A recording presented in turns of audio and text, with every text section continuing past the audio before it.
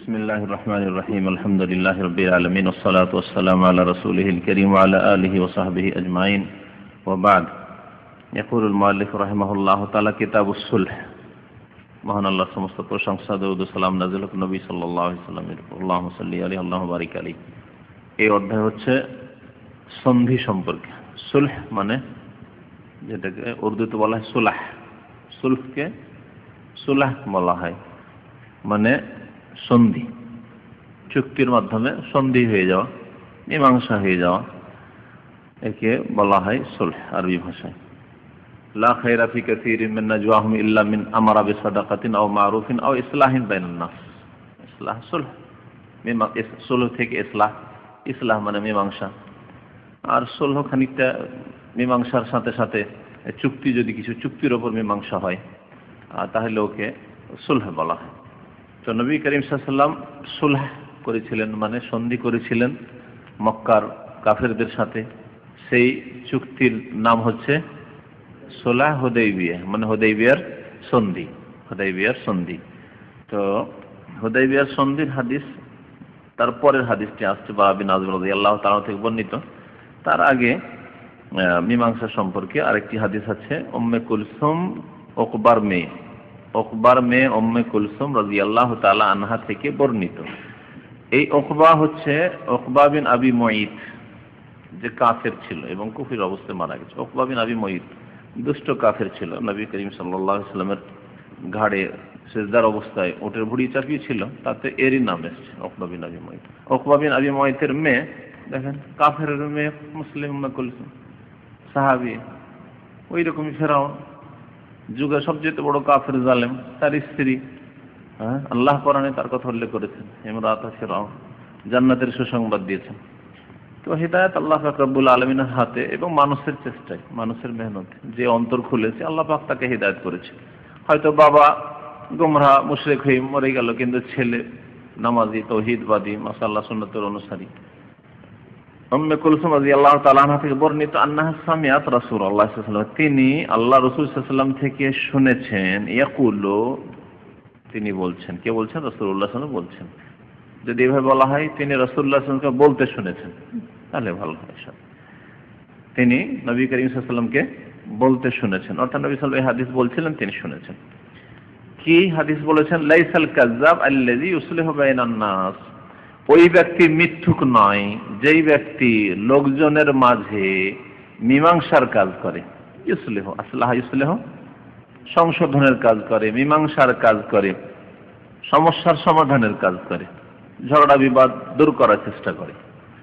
সুতরাং ওই ব্যক্তি মীমাংসা করতে গিয়ে ফায়ানমি খাইরান, ওই মিথ্যার মাধ্যমে কল্যাণকে বৃদ্ধি করে।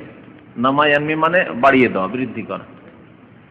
হয়নি, আমি বলেছি যে বলবো, তারপরে হয়নি হাদিস, তার আগে আও ইয়াকুলু খায়রান, তর্জমা করেছি। আও ইয়াকুলু, এই সম্পর্কে বলেছিলাম, কারণ গত সপ্তাহে তো আমার আবকিকেদার ছিল, তার আগের সপ্তাহে বলেছিলাম যে মিথ্যা কোন কোন ক্ষেত্রে বলা যায়, যে বিস্তারিত বলো, সংক্ষেপে শুধু বললাম, এই কথা বলে ছেড়ে দিয়েছিলাম। আও ইয়াকুলু খায়রান, অথবা সেই ব্যক্তি ভালো কথা বলল। মিথ্যার মাধ্যমে কি করলো? ভালোকে বৃদ্ধি করলো, অথবা ভালো কথা বলল। বর্ণনাকারী সন্দেহ যে নবী সাল্লাল্লাহু আলাইহি ওয়াসাল্লাম ইয়ানমি খায়রান বলেছেন অথবা ইয়াকুলু খায়রান বলেছেন। এই হাদিস কি প্রমাণ করে? এই হাদিস ইমাম বুখারী রাহমাতুল্লাহ লিখেছেন কি অধ্যায়ে? বাবু লাইসাল কাযিব আল্লাযী ইউসলিহু বাইনান নাস, লোকজনের মাঝে মীমাংসা করতে গিয়ে কেউ যদি মিথ্যা কথা বলে, সে ব্যক্তি মিথ্যুক নয়, সে মিথ্যুক নয়। তাহলে মীমাংসার ক্ষেত্রে মিথ্যা বলা যায়? একবারে ঢালাহারে যায়? শর্ত সাপেক্ষ যায়, শর্ত সাপেক্ষ জায়েজ, ঢালাহারে জায়েজ নয়। এখন মীমাংসা করতে গিয়ে মিথ্যা সাক্ষী দিয়ে দিল, একে জিতিয়ে দিই, না না না, এর দোষ নাই তো, আসলে দোষী, জায়েজ? হারাম, স্পষ্ট হারাম, নিজের বিবেক দিয়ে বোঝা যাচ্ছে। তো মীমাংসার ক্ষেত্রে জায়েজ কখন হবে? যখন এমন কোনো কথা বলা হবে যেটা দিয়ে দুই দলকে কাছাকাছি করানো সম্ভব। মীমাংসা করতে গিয়ে আগে থেকে ওদেরকে বুঝাইতে থাকলেন, এক দলের কাছে গেলেন, বললেন যে তোমরা এত কেন শত্রুতা রাখো ওদের বিরুদ্ধে, তোমরা তো খুব শক্ত, ওরা তো তোমাদের ক্ষেত্রে অত্যন্ত নরম, তোমাদের সাথে মিশতে চায়, তোমাদের সাথে মিলে যেতে চায়, তোমাদেরকে ভালোবাসে, এখনো প্রশংসা করে তোমাদের। আসলে এগুলো কিছু নাই, কিন্তু একটু বাড়িয়ে দিল। আবার ওইখানে গেল, দেখে বললো ওদের কাছ থেকে এখনই এলাম, ওরা তোমাদের ক্ষেত্রে অত্যন্ত নরম, খুব ভালোবাসে তোমাদেরকে, প্রশংসা করে, কোনোদিন তোমাদের কোনো গীবত সমালোচনা করে না, কোনো শত্রুতা নেই। দেখলাম তাদের অন্তর চাপ তোমাদের ভেতর, এদেরকে কাছিয়ে নিয়ে চলে আসলে, এদেরকে কাছিয়ে নিয়ে চলে আসে। কথাগুলি তো বাহ্যিক মিথ্যে, কিন্তু উদ্দেশ্য হচ্ছে সৎ, অসৎ নয়। আর যেটা বললাম যে একজনকে অপরাধীকে বাঁচিয়ে দেওয়ার জন্য, অথবা একজন আসলে মজলুম বেচারা নির্যাতিত, ওকে আরো চেপে দেওয়ার জন্য মিথ্যা কথা বলা হারাম, কারণ এখানে জুলুম করলো, উদ্দেশ্য অসৎ, উদ্দেশ্য হচ্ছে অন্যায় করা, হক নষ্ট করা। তো এই ধরনের মিথ্যা কথা বলা জায়েজ নয়, অনেক ক্ষেত্রে মুস্তাহাব, অনেক ক্ষেত্রে ওয়াজিব। তাহলে ক্ষেত্র হচ্ছে তিনটি, কোন কোন ক্ষেত্রে মিথ্যা বলা ওয়াজিব, ফরজ, আর কোন ক্ষেত্রে মিথ্যা বলা মুস্তাহাব, মানে ভালো নেকির কাজ, ওয়াজিব না হলেও আপনি নাও বলতে পারেন, কিন্তু বললে ভালো, মিথ্যা বললে ভালো। আর কোন কোন ক্ষেত্রে মিথ্যা বলা জায়েজ। আর আরেকটি ক্ষেত্র হচ্ছে আম ক্ষেত্রে মিথ্যা বলা হারাম। তাহলে কয় ভাগে হয়ে গেল মিথ্যা? মিথ্যা বলা ফরজ, মিথ্যা বলা মুস্তাহাব, মিথ্যা বলা জায়েজ, মিথ্যা বলা হারাম। আসল হুকুম হচ্ছে মিথ্যার, যে মিথ্যা বলা হচ্ছে হারাম কাবিরা গুনাহ, হারাম কাবিরা গুনাহ। কিন্তু মিথ্যা বলা যদি আবশ্যক হয় তাহলে সেটা আবশ্যক ফরজ। কখন আবশ্যক হবে? এই ক্ষেত্রে ইমাম নওয়াবী রহমতুল্লাহ আলাইহি রিয়াজুস সালেহিন, রিয়াজুস সালেহিন বাংলাতেও আছে, সেটা রিয়াজুস সালেহিন থেকে কয়েকটি কথা পড়ে শোনায় আপনাদেরকে। ইমাম নওয়াবী রহমতুল্লাহ আলাইহি গীবতের আলোচনা করতে গিয়ে বলেছেন যে গীবত কোন কোন ক্ষেত্রে জায়েজ, তাই না? ওই ক্ষেত্রে যদি বিদাতি হয়, বিদাতি থেকে সতর্ক, বিদাতি বক্তা, বিদাতি আলেম, কবর পূজারী, মাজার পূজারী, ইসলামের অপব্যাখ্যা করে, তো তার সম্পর্কে বলা, অথবা কারো হক নষ্ট করে, ও ধার নিলে দেয় না, তাহলে তার সম্পর্কে বলা যে ভাই ওকে ধার দিও না। ব্যবসা করতে গিয়ে বেমানি আত্মসাৎ করে নিবে, আর আপনি তার সাথে পার্টনারশিপ হয়ে ব্যবসা করতে চাইছেন, পার্টনারশিপে, তো সতর্ক করা, খবরদার সাথে ব্যবসা করিয়েন না, ও কিন্তু মেরে খেয়ে নিবে, ডুবিয়ে দিবে টাকা আপনার। এগুলি জায়েজ না, অনেক ক্ষেত্রে ওয়াজিব। তো ওই রকমই যেমন গীবত করা বেশ কিছু ক্ষেত্রে তিনি বলেছেন ওয়াজিব বা জায়েজ বা মুস্তাহাব, কয়েক ভাগে বিভক্ত, তেমনি মিথ্যা বলাও কোন কোন ক্ষেত্রে জায়েজ। তাই বলছেন বাবু বেয়ানে মা ইয়াজুজু মিনাল কাযিব, এই অধ্যায় হচ্ছে এই সম্পর্কে যে কোন কোন ক্ষেত্রে মিথ্যা বলা জায়েজ, এটি হচ্ছে তার অধ্যায়। তারপরে তিনি কোন কোন ক্ষেত্রে ওয়াজিবও বলেছেন। এটি হাদিস নম্বর যদি মনে রাখেন তাহলে সুবিধা হবে। হাদিস নম্বর হচ্ছে 1554 পরে, 1554 নম্বর হাদিস। ওই হাদিসের পরে তিনি নিয়ে এসেছেন যে কোন কোন ক্ষেত্রে মিথ্যা বলা জায়েজ। বলছেন যে এলাম, জেনে রাখো, আন্নাল কাযিবা ওয়া ইন কানা আসলুহু মুহাররাম, মিথ্যার আসল হচ্ছে যে হারাম, মিথ্যা বলা হারাম, মিথ্যা আচরণ, মিথ্যা লিখা, মিথ্যা সাক্ষী, মিথ্যা সংবাদ দেওয়া হারাম, এইভাবে হারাম হারাম হারাম, মিথ্যা হারাম, এটা হচ্ছে তার আসল। ফায়াজুযু ফি বাযিল আহওয়ালি বিশুরুত, কিন্তু কোন কোন অবস্থায় জায়েজ শর্ত সাপেক্ষ। আগে বলেছি আমি বেশুরুত, বেশ কিছু শর্তের সাথে। কাদ আওযাহতুহা ফি কিতাবিল আযকার, বলছে আমার আল আযকার নামক একটি কিতাব আছে, তাতে আমি এটা স্পষ্ট করে বয়ান করেছি। মুখতাসার যালিকা, তবে এখানে সংক্ষেপে বলছি, আন্নাল কালামা ওয়াসিলাতুন ইলাল মাকাসিদ, কথা বলার উদ্দেশ্য হচ্ছে কোন লক্ষ্য স্থানে পৌঁছা, তাই না? যে কোনো কথা বললে উদ্দেশ্য কি? এটা টার্গেট। যেমন একটু আগে বললাম যে দুই দলে ঝগড়া হচ্ছে, বা দুইজনে কথা বলেন না, রাগারাগি করে কথা বলেন না, আপনি গেলেন সালিস তৃতীয় পক্ষ, গিয়ে একবার এর কাছে গেলেন, ওকে বুঝাইলেন, বুঝাইতে বললেন ওর কাছ থেকে এলাম তো, ওর সাথে আমি কথা বলে দেখেছি, ও তো কিছুই বলে না, আপনাকে খুব ভালোবাসে, কিছুই না, আসলে ফলস, সে খুব ভালো মানুষ, আপনার প্রশংসা করে, আমি দেখেছি, শুনেছি। ঝগড়া হওয়ার পরে সে নিজে আফসোস করছে যে ওর সাথে আমার মনোমালিন্য হয়ে গেল, আমার খুব খারাপ লাগে, এ ধরনের কথাবার্তা বলে চলে এলো। আবার এখানে এসে ওই রকম কথাবার্তা বলে এদেরকে এগিয়ে দিল, দুইজনকে, চলেন মিলে যায়, দুইজনকে বলার পরে বলছে চলেন একবার বসি, আসেন আমার বাসায় আসেন, চায়ের একটা পার্টিতে বা খাওয়া দাওয়া দাওয়াত দিই, দুজনকে সালাম মুসাফা করে মিলিয়ে দিল, কত তাড়াতাড়ি মিলিয়ে দিল, তাই না? বলছেন যে কোন কোন জায়গায় জায়েজ, হ্যাঁ যেটা বলছিলাম যে কথা কিসের গন্তব্য স্থানে পৌঁছার মাধ্যম। এই যে ওর কাছে গিয়ে কিছু কথা বললো, এর কাছে কথা বললো, ওর টার্গেট আছে না নেই? টার্গেট হচ্ছে দুজনকে মিলিয়ে দেওয়া, দুজন রাগারাগি হয়েছে, কথা বন্ধ করে দিয়েছে, ঝগড়া করেছে, মনোমালিন্য হয়েছে, দুজনকে মিলিয়ে দেওয়া, এটি হচ্ছে লক্ষ্য, উদ্দেশ্য, টার্গেট। আর তার জন্য কথা বলা, এখানে কি কথা বলো, এখানে কি কথা বলা, সে দুজন ব্যক্তির মাধ্যমে হোক, দুই দলের মাধ্যমে হোক, দুটি বংশের মাধ্যমে মধ্যে হোক, যেভাবে হোক না কেন। সুতরাং বলছেন ফাকুল্লু মাকসুদিন মাহমুদুন, যদি লক্ষ্য উদ্দেশ্য প্রশংসিত হয়, ভালো লক্ষ্য উদ্দেশ্য, টার্গেট যদি আপনার ভালো হয়, ইয়ুমকিনু তাহসিলুহু বিগাইরিল কাযিব, আর সেই টার্গেটে আমি মিথ্যা ছাড়াও পৌঁছতে পারি, তাহলে মিথ্যা বলা যাবে না। তাহলে একটা শর্ত হলো যে প্রথম কথা উদ্দেশ্য সৎ হইতে হবে, অসৎ নাই। উদ্দেশ্য টার্গেট সৎ হইতে হবে। আর সৎ টার্গেটে যদি আমি বৈধ পন্থায় জায়েজ মানে সত্য কথা বলে পৌঁছিতে পারি তাহলে মিথ্যা বলবো না। আমি দেখছি যে না, এর প্রশংসা করার দরকার নেই, এর কাছে গিয়ে ওর প্রশংসা করার দরকার নেই। একে যদি একটু বুঝায়, আমাকে মানে, ভালো কথা মানে, ওকে বলে তুমি এর সাথে ঝগড়া কেন করেছো, চলো। একে যদি বলে না না চলেন, কথা শুনুন, আমার কথা শুনুন, শুনবে দুজনে, তাহলে মিথ্যা বলার কোনো প্রয়োজন করে না। তো প্রথম শর্ত কি হচ্ছে যে লক্ষ্য উদ্দেশ্য সৎ হতে হবে। 2 নম্বর কথা হচ্ছে যে সেটা হাসিল হতে গিয়ে যদি মিথ্যা না বলে চলে তাহলে ইয়াহরুমুল কাজ, মিথ্যা বলা হারাম। আমার মিথ্যা বলার প্রয়োজন নেই, নিষ্প্রয়োজন কাজ কেন করবো, হারাম কাজ, আসল তো হারাম কাজটা। ওয়াইন লাম ইউমকিন তাহসিলু ইল্লা বিল কাযিব, কিন্তু দেখছি যে না, এমনি গিয়ে যদি বলি যে চলেন ভাই দুজনে মিলে যান, তো কেন ঝগড়া করেছেন, কথা শুনবে না। না না, ও আমার শত্রু, আপনার সব কথা মানতে পারি, এই কথা মানবো না। তাহলে এখন আমার টার্গেটে পৌঁছার জন্য, মানে দুজনকে মেলানোর জন্য, মীমাংসা করার জন্য মিথ্যা বলার প্রয়োজন হয়ে গেল, না হলে কাজ হচ্ছে না। বলছেন যদি মিথ্যা ছাড়া লক্ষ্য উদ্দেশ্য হাসিল না হয়, জাযাল কাযিবু, তাহলে মিথ্যা বলা জায়েজ। সুম্মা ইন কানা তাহরিজুল যালিকাল মাকসুদ মুবাহান, এখন ওই লক্ষ্য উদ্দেশ্য সম্পর্কে এখন দেখবো যে ওই লক্ষ্য উদ্দেশ্যটি জায়েজ, মুবাহ, না লক্ষ্য উদ্দেশ্য ওয়াজিব, মানে লক্ষ্য উদ্দেশ্য পৌঁছিতে হবে একবারে আবশ্যক, আর না ভালো কাজ মুস্তাহাব। যেমন লক্ষ্য উদ্দেশ্য হবে তেমন আমার মিথ্যা বলার হুকুম হবে। বুঝা গেছে? বলছেন যে যদি তারপরে আমরা দেখবো যে ওই লক্ষ্য উদ্দেশ্য হাসিল করা যদি মুবাহ জায়েজ হয়, তো কানাল কাজে মুবাহান, তাহলে মিথ্যা বলা জায়েজ। ওয়াইন কানা ওয়াজিবান, আর যদি লক্ষ্য উদ্দেশ্য হাসিল করা ফরজ হয়, ওয়াজিব হয়, তাহলে কানাল কাযিব ওয়াজিবান, তাহলে মিথ্যা বলা ওয়াজিব ফরজ হয়ে যায়। দেখেন, মিথ্যা বলা হারাম থেকে ওয়াজিবে চলে আসে, একেবারে বিপরীত দিকে চলে আসে। আর ওই রকমই যদি দেখা যায় লক্ষ্য উদ্দেশ্য জায়েজ নয় আর ফরজের দরজা, ওয়াজিবের দরজায় যাচ্ছে না, কিন্তু মুস্তাহাব, ভালো ভালো, তাহলে কি মিথ্যা বলা মুস্তাহাব, ভালো। ফায়দা ইখতাফা, উদাহরণস্বরূপ এখন বলছে, কয়েকটি উদাহরণ দিয়েছেন। ফায়দা ইখতাফা মুসলিমান মিন জালিমিন ইউরিদু কাতলু, একজন জালেম আর একজন মুসলিমকে খুঁজছে হত্যা করার জন্য, খুন করার জন্য।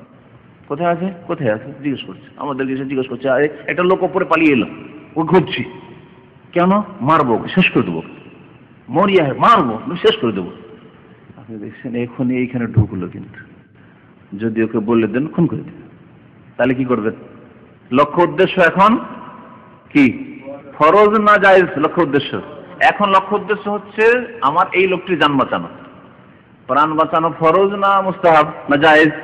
ফরজ। যখন প্রাণ বাঁচানো একজন মুসলিমের ফরজ, বা একজন নিষ্পাপে নির্দোষী, অমুসলিম হোক, নির্দোষীর ফরজ, নির্দোষী, দোষী নয়, আবার দোষী যদি হয়তো হয়তো পুলিশ আসছে, একজন অপরাধী এসে বলছে যে একজন চোর চুরি করে পালিয়ে আসছে দোকান থেকে, ধরাইতে হবে, বলে দেন যে এখানে আছে, একজন খুন করে এসছে রাস্তা থেকে, ধরাই দিতে হবে। তো এখানে যখন প্রাণ বাঁচানো একজন নিষ্পাপ মানুষের, নির্দোষী মানুষের ফরজ, তাহলে এখানে এখন একে আমি বাঁচাতে পারছি না, ওকে যদি বুঝাই বুঝবে না, মেরে দেবে, জানলাম আমার চাইতে শক্তিশালী, আমরা ওকে ধরে পারবো না, তাহলে কি করবেন? মিথ্যা বলা ফরজ, মিথ্যা বলা আছে। তাহলে একজনের প্রাণ বাঁচাতে গিয়ে যদি দেখছেন যে আমার মিথ্যা না বললে এর প্রাণ বাঁচানো যাচ্ছে না, রাজনৈতিক দলের মারপিট যখন হয়, একটা বাড়িতে এসে একটা নির্দোষী লোক বেচারা ঢুকে গেছে, আর ওকে মারার জন্য আপনার বাড়িতে চলে এসেছে, গেটে আপনার বাড়িতে ঢুকলো, এটা লোক ওকে ধরে দেন বা ঢুকতে দেন, মারবো ওকে। আপনি বলেন যে না, আমার বাড়িতে কোনো লোক নেই, কোনো লোক নেই আমার বাড়িতে, আমি তো এখানে দাঁড়িয়ে আছি, অথচ আপনার বাড়িতে লোক আছে, কি জায়েজ না ফরজ না ওয়াজিব না সুন্নাত? কি ফরজ, কারণ প্রাণ বাঁচানো ফরজ। রাজনৈতিক দলের লোকেরা আর হইচই করে মিছিল করে চলে এসছে, আপনার 2-4 জন মিলে ওদেরকে সামলাতে পারবেন, থামতে পারবেন না, কোনো কথা শুনবে না, মারবে। আও আখযা মালিহি, অথবা একজনের ছিনতাই করার জন্য এসেছে, অসইলা ইনসানুন আনহু, আর কোনো এক লোককে জিজ্ঞাসা করা হচ্ছে, ওয়াজিবাল কাযিব ইখফাহি, তাহলে লুকিয়ে রাখার ক্ষেত্রে মিথ্যা বলা ফরজ। ওই লোকটা ছিনতাই করতে এসছে আর আপনার কাছে এসে লোকটা আশ্রয় নিয়েছেন, বলছেন না না এখানে কোনো লোক আসেনি, কিছু উদ্দেশ্যে আসছেন, বলছে ওর কাছে টাকা নেব, চাঁদাবাজ যারা চাঁদাবাজি হচ্ছে। অথবা আরেকটা উদাহরণ দিতে পারেন, আপনার কাছে আমানত রাখা আছে এক ভাইয়ের, এই ভাইয়ের আমানত রাখা আছে আপনার কাছে, এক জালেম এসে জিজ্ঞেস করছে যে আপনার নাকি টাকা রাখা আছে অমুকের আপনার কাছে, উনি জানেন যে টাকা রাখা আছে, 10,000 রিয়াল রাখা আছে। যদি বলেন হ্যাঁ আচ্ছা টাকা আছে, দেন টাকা দেন, ওর টাকা দেন, নিয়ে যাবে ওর পয়সা। এখানে কি বলবেন? না আমার কাছে কোনো টাকা নেই, কারণ লোকজনের ধন সম্পদের হেফাজত করা ফরজ। সুতরাং এই ক্ষেত্রে মিথ্যা বলা, মিথ্যা ছাড়া কোনো উপায় নেই। মিথ্যা না বলে যদি আমি হেফাজত করতে পারি, নাও তো টাকা কেমন করে নেওয়ার তোমার ক্ষমতা আছে, নাও দেখি। যদি ওই রকম আপনার ক্ষমতা থাকে, প্রভাব থাকে, বল থাকে তো ঠিক আছে। আর দেখছেন না আমার বল নাই, আমার কাছ থেকে কেড়ে নিয়ে যাবে, আমার বাড়ি থেকে টাকা নিয়ে যাবে, তাহলে বলেন যে না আমার কাছে কোনো টাকা নেই। তার কথাই বলছেন ওয়াল আহওয়াতু ফি হাযা কুল্লিহি আন ইউআরিয়া। তবে এই ক্ষেত্রে সতর্কতা হচ্ছে, ওয়াজিব না, সতর্কতা হচ্ছে কি করবে? তাওরিয়া করবে, মানে কথাকে ঘুরপ্যাচ করে বলবে, আঁকা বাঁকা করে কথা বলবে, সোজা কথা বলবে না, যাতে বুঝে একরকম কিন্তু উদ্দেশ্য করেছে আর এক রকম। যেমন একটা লোক এখানে এসে আশ্রয় নিয়েছে, ওই আগের উদাহরণে নিয়ে, আর ওকে মারার জন্য, খুন করার জন্য চলে এসছে। আসার পরে এখানে এসেছিল লোকটা, আসার পরে ওইদিকে চলে গেছে, দিয়ে লুকিয়ে গেছে কোথাও, পেছন দিয়ে লুকিয়ে গেছে। এসে আপনাদের কাছে লোক ছিল, এক্ষুনি ছিল, কিন্তু এখন নেই। ও হয়তো বুঝলো যে না এখন না, মানে এই বিল্ডিং থেকে চলে গেছে, কিন্তু আসলে আছে, পেছন দিকে আছে, এক্ষুনি ছিল আমার এখানে কাছে। একে বলা হয় তাওরিয়া। ইব্রাহিম আলাইহিস সালাম যে তিনটি মিথ্যা কথা বলেছিলেন হাদিসে আছে, এই মিথ্যা কথা আসলে মিথ্যা ছিল কি তাওরিয়া ছিল, এই সম্পর্কে উলামাদের দুটি মত আছে। তার মধ্যে সেগুলির ব্যাখ্যা এমন ভাবে করা হয়েছে যাতে বোঝা যায় যেগুলো আসলে স্পষ্ট মিথ্যা ছিল না, তাওরিয়া ছিল, মানে কথা এমন করে বলেছেন যে শ্রোতা একরকম বুঝেছে কিন্তু উনি উদ্দেশ্য আর একরকম করেছেন। এটা দিয়ে যদি কাজ হয় তো এতে সতর্কতা আছে, সরাসরি মিথ্যা কথা বলবে না। তাওরিয়া কাকে বলে? বলছেন মানা তাওরিয়া আন ইয়াকসিদা বিইবারাতিহি মাকসুদান সহিহান লাইসা হুয়া কাযিবান বিনিসবাতি ইলাইহি। হচ্ছে তার কথার দ্বারা সঠিক লক্ষ্য উদ্দেশ্যকে উদ্দেশ্য করবে, আর এই ক্ষেত্রে তার কথা হিসাবে সে মিথ্যুক নয়। লাইসা হুয়া কাযিবান বিনিসবাতি ইলাইহি ওয়া ইন কানা কাযিবান ফি যাহির লাফজ, যদিও বাহ্যিক শব্দগুলি, বাহ্যিক তার কথাগুলি মনে হচ্ছে সে মিথ্যা বলল, কিন্তু আসলে মিথ্যা বলেনি। ওয়া বিনিসবাতি ইলা মা ইয়াফহামুল মুখাতাব, আর যাকে সম্বোধন করে বলছে, যে ব্যক্তি তার কাছে এসে কথা বলছে, তার দিয়ে খেয়াল করলে মনে হচ্ছে যে মিথ্যা বলেছে, কিন্তু নিজে যে উদ্দেশ্য করেছে তাতে সে আসলে মিথ্যা বলেনি। ওয়ালাউ তারাকা তাওরিয়াতা ওয়া আতলাকা ইবারাতাল কাযিব ফালাইসা বিহারামিন ফি হাযাল হাল। এই অবস্থায় যদি আমি তাওরিয়া, ঘুরিয়ে ফিরিয়ে কথা বলতে অত জানি না, আমি অত কথার পণ্ডিত নয়, চালাক চতুর নয়, আমি মিথ্যা বলে লোকটির জান বাঁচাবো বা এই সৎ উদ্দেশ্যটি হাসিল করব, তাহলে কোনো অসুবিধা নেই, হারাম নয়। আচ্ছা, মিথ্যা বলা যে এই সব অবস্থায় জায়েজ বা হালাল, এই ক্ষেত্রে দলিল এই উম্মে কুলসুম রাদিয়াল্লাহু তাআলা হাদিস বুখারী শরীফ।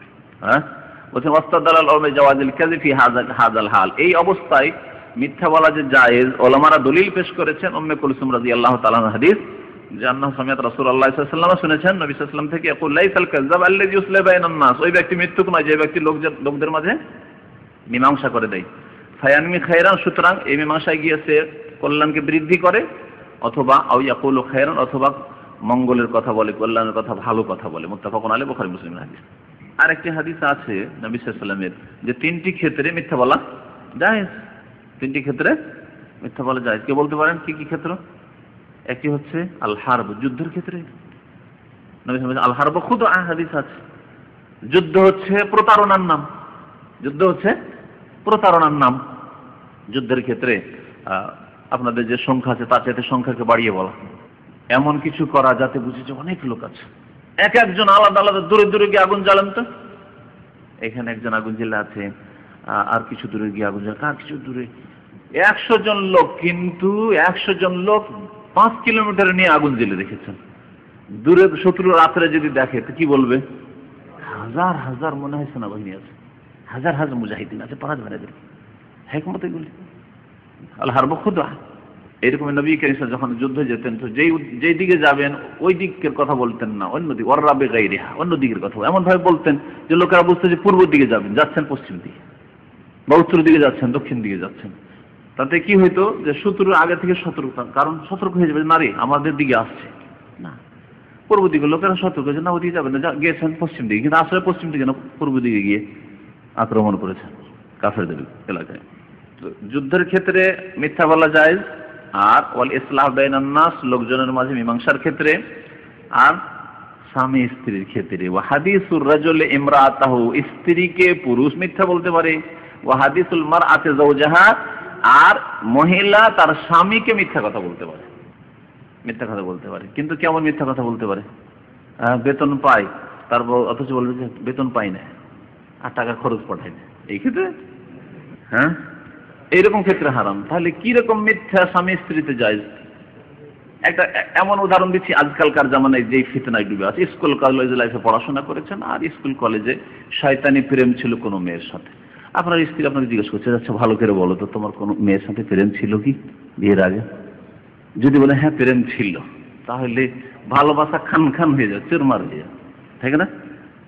স্ত্রী ভালোবাসায় যদি চুরমার হয়ে যায়, তো আপনি যদি জিজ্ঞাসা করেন, আর এটা বড় বেকুফি, দেখে শুনে ভালো করে বিয়ে করেন, তারপরে আবার বিয়ের রাতের বাসর রাতে বেকুবের মতো জিজ্ঞাসা করা যে বলো, তোমাকে বলতে হবে হাতে হাতে, তোমাকে কিছুই বলবো না, অসুবিধা নেই, মাফ করে দিলাম, এসব শয়তানি কথা বলে জিজ্ঞাসা করার পরে কত লোক যে আমার কাছে এই মাসলা জিজ্ঞেস করতেছে, জাহেল তুমি জিজ্ঞেস কেন করলে? এইভাবে দেখে শুনে বিবাহ শাদী করো, তারপরে আল্লাহর উপর তাওয়াক্কুল করো, আল্লাহর উপর তাওয়াক্কুল, এবং আল্লাহর কাছে দোয়া করো যে আল্লাহ নেক নারী দাও। আর জিজ্ঞাসা করতে গিয়ে ওকে ধোকা দিয়ে জিজ্ঞাসা করিলেন, জিজ্ঞাসা করার পরে যখন স্বীকার করিল, ভাবলো যে স্বামী তো আমার অত্যন্ত দরদি রে, আর হাতে হাতে শপথ করে বলছে কিচ্ছু বলবো না, তোমাকে মাফ করে দিলাম, অগ্রিম মাফ করে দিলাম, শেখ মুজিবের মতো। হ্যাঁ, শেখ মুজিব অগ্রিম মাফ করে দিয়েছে, আবার কিসের সাজা শাস্তি, তাই না? তো মাফ করে দিলাম, তারপরে মন খারাপ, সকালে উঠে মুখ ভারী, কি ব্যাপারে তুমি তো রাতে মাফ করেছো বলছো, আবার মুখ কেন ভারী হতো? না না না, আমি বরদাস্ত করতে পারছি, যখন মনে হয়েছে তোমাকে দেখতে ইচ্ছা করে না। ঘটছে সব খুব বেশি, খবর দেন। এই ক্ষেত্রে স্ত্রীও মিথ্যা বলবে যদি তার নাজায়েজ সম্পর্ক থেকে থাকে, মিথ্যা বলবে প্রেম থাকে, আর স্বামী যে আছে সেও মিথ্যা বলবে যে না না না কিছু ছিল না, কারণ উদ্দেশ্য অসৎ না, সৎ উদ্দেশ্য, সৎ যে আমাদের সম্প্রীতি, ভালোবাসা, মহব্বত বাড়াবো। কিন্তু বর্তমানে যদি রুচ্চামি করে, না খবরদার না, এই ক্ষেত্রে না। অতীতের কথা বলছি, দেখেন পার্থক্য আছে। বর্তমানে ডুবে নাপাক পানি খাচ্ছে স্বামী অথবা স্ত্রী, আর সন্দেহ মনে হচ্ছে, আর খেয়ানত করবে, স্বামী খেয়ানত করবে অথবা স্ত্রী খেয়ানত করবে, আর মিথ্যা কথা বলবে, হালাল বলবো না, হালাল না। এখানে চরিত্র ঠিক করো, স্বামীকে বলো তোমার চরিত্র ঠিক করো, আর স্ত্রীকে বলো তোমার চরিত্র ঠিক করা। অতীতের ঘটনা যা হয়ে গেছে সেই ক্ষেত্রে এইরকমই ভালোবাসা বাড়ানোর জন্য, এমন ভালোবাসা নাই যে স্ত্রীকে না দেখলে থাকতে পারবো না, পারি। তারপর বলছি তোমাকে ডেলি একবার টেলিফোন না করলে মোটেই কাজ কাম মন লাগে না কিছু, আসলে আরামে কাজ কাম করছেন, কিন্তু না, কাজ কাম করতে ভালো লাগে না। এই স্ত্রীও বলছে যে কি বলবো, তুমি যেদিন থেকে গেছো আমার রাত্রে ঘুমই হয়নি। উদ্দেশ্য সৎ, ভালোবাসা বাড়ানো জায়েজ, এইরকম মিথ্যা জায়েজ, কিন্তু এমন মিথ্যা নাই যে অসৎ উদ্দেশ্য। সেজন্য আগে ইমাম নবী রাহমাতুল্লাহ আলাইহি উক্তি মনে রাখবেন যে উদ্দেশ্য যদি কি হয়, মাকসাদুন সহিহুন, সৎ উদ্দেশ্য হয়, উদ্দেশ্য সৎ। এই ক্ষেত্রে এতটুকু করা যায়, প্রথম যে দামটা চেয়েছিল সেটা বলা যায়। বাজারে একটা জিনিসের 500 টাকা দাম ছিল একটা শাড়ির, কিন্তু 500 টাকা নামাইতে আপনি 300-তে কিনলেন, কত দাম? 500 টাকা। 500 টাকা চেয়েছে, একটা সাধারণ সাদা লোক, ভদ্রলোক, 500 নিয়ে নিত ওর কাছে, দরদাম করবে না, 500 নিয়ে নিত ওর কাছে, তাই না? বা হয়তো মার্কেট জানো নাই, কিছু মার্কেট আছে চাই 1500 আর বিক্রি করে 200 টাকা, জানেন না? তো এরকম মার্কেট আছে, ওখানে ভদ্রলোকের মার্কেট না, অভদ্র ন্যাংটাদের মার্কেট। ও ন্যাংটা হইতে হবে, তারপরে ন্যাংটার সাথে কথা বলতে হবে, বলা যেতে পারে। এরকম সৎ উদ্দেশ্য থাকতে হবে, অসৎ উদ্দেশ্য নয়। তো এই ছিল মিথ্যা সম্পর্কে সহিহ মাসলা, যে মিথ্যা বলা বিশেষ ক্ষেত্রে জায়েজ আর বিশেষ শর্তের সাথে। তারপরে বারা বিন আযিব রাদিয়াল্লাহু তাআলা আনহুর হাদিস বলছেন, সালাহান নবী সাল্লাল্লাহু আলাইহি ওয়াসাল্লাম মুশরিকিন ইয়ামাল হুদাইবিয়া, নবী করিম সাল্লাল্লাহু আলাইহি ওয়াসাল্লাম সন্ধি করেছিলেন মুশরিকদের সাথে হুদাইবিয়ার দিনে।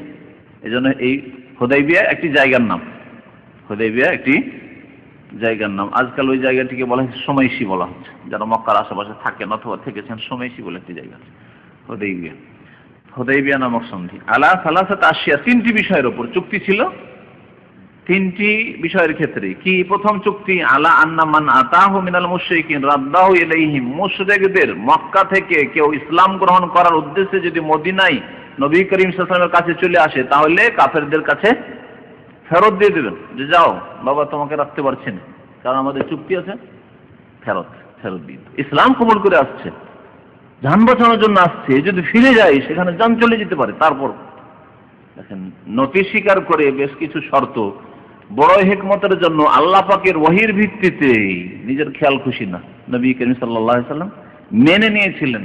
এই জন্য সাহাবায়ে কেরাম রাজি হচ্ছিলেন না এই শর্তের উপর। এই সময় ওমর রাদিয়াল্লাহু তাআলা বারবার করে আসছেন রাসূলুল্লাহর কাছে, ইয়া রাসূলুল্লাহ, আমরা হকে আছি না না হক আছি? আল্লাহ আলাল হক, আমরা সত্য পথে আছি না ভুল পথে আছি, কথা বলেন। আচ্ছা, অবশ্যই আমরা সত্য পথে আছি, সত্য পথে আছি, হক পথে আছি, আর আমাদের শরীর রক্ত আছে, জিহাদ করার ক্ষমতা আছে। লিমাযা হাযিহি দুনিয়া, কেন আমরা এই মানে স্বীকার করব, নথি স্বীকার করব? এত নিচু কেন নেমে যাব? না, কখনো হইতে পারে না। ওরা যা বলবে তাই মেনে নেবো, হইতে পারে না। যুদ্ধ। নবী বলছেন থামো থামো, এই আল্লাহর আদেশ, আল্লাহর পক্ষ থেকে।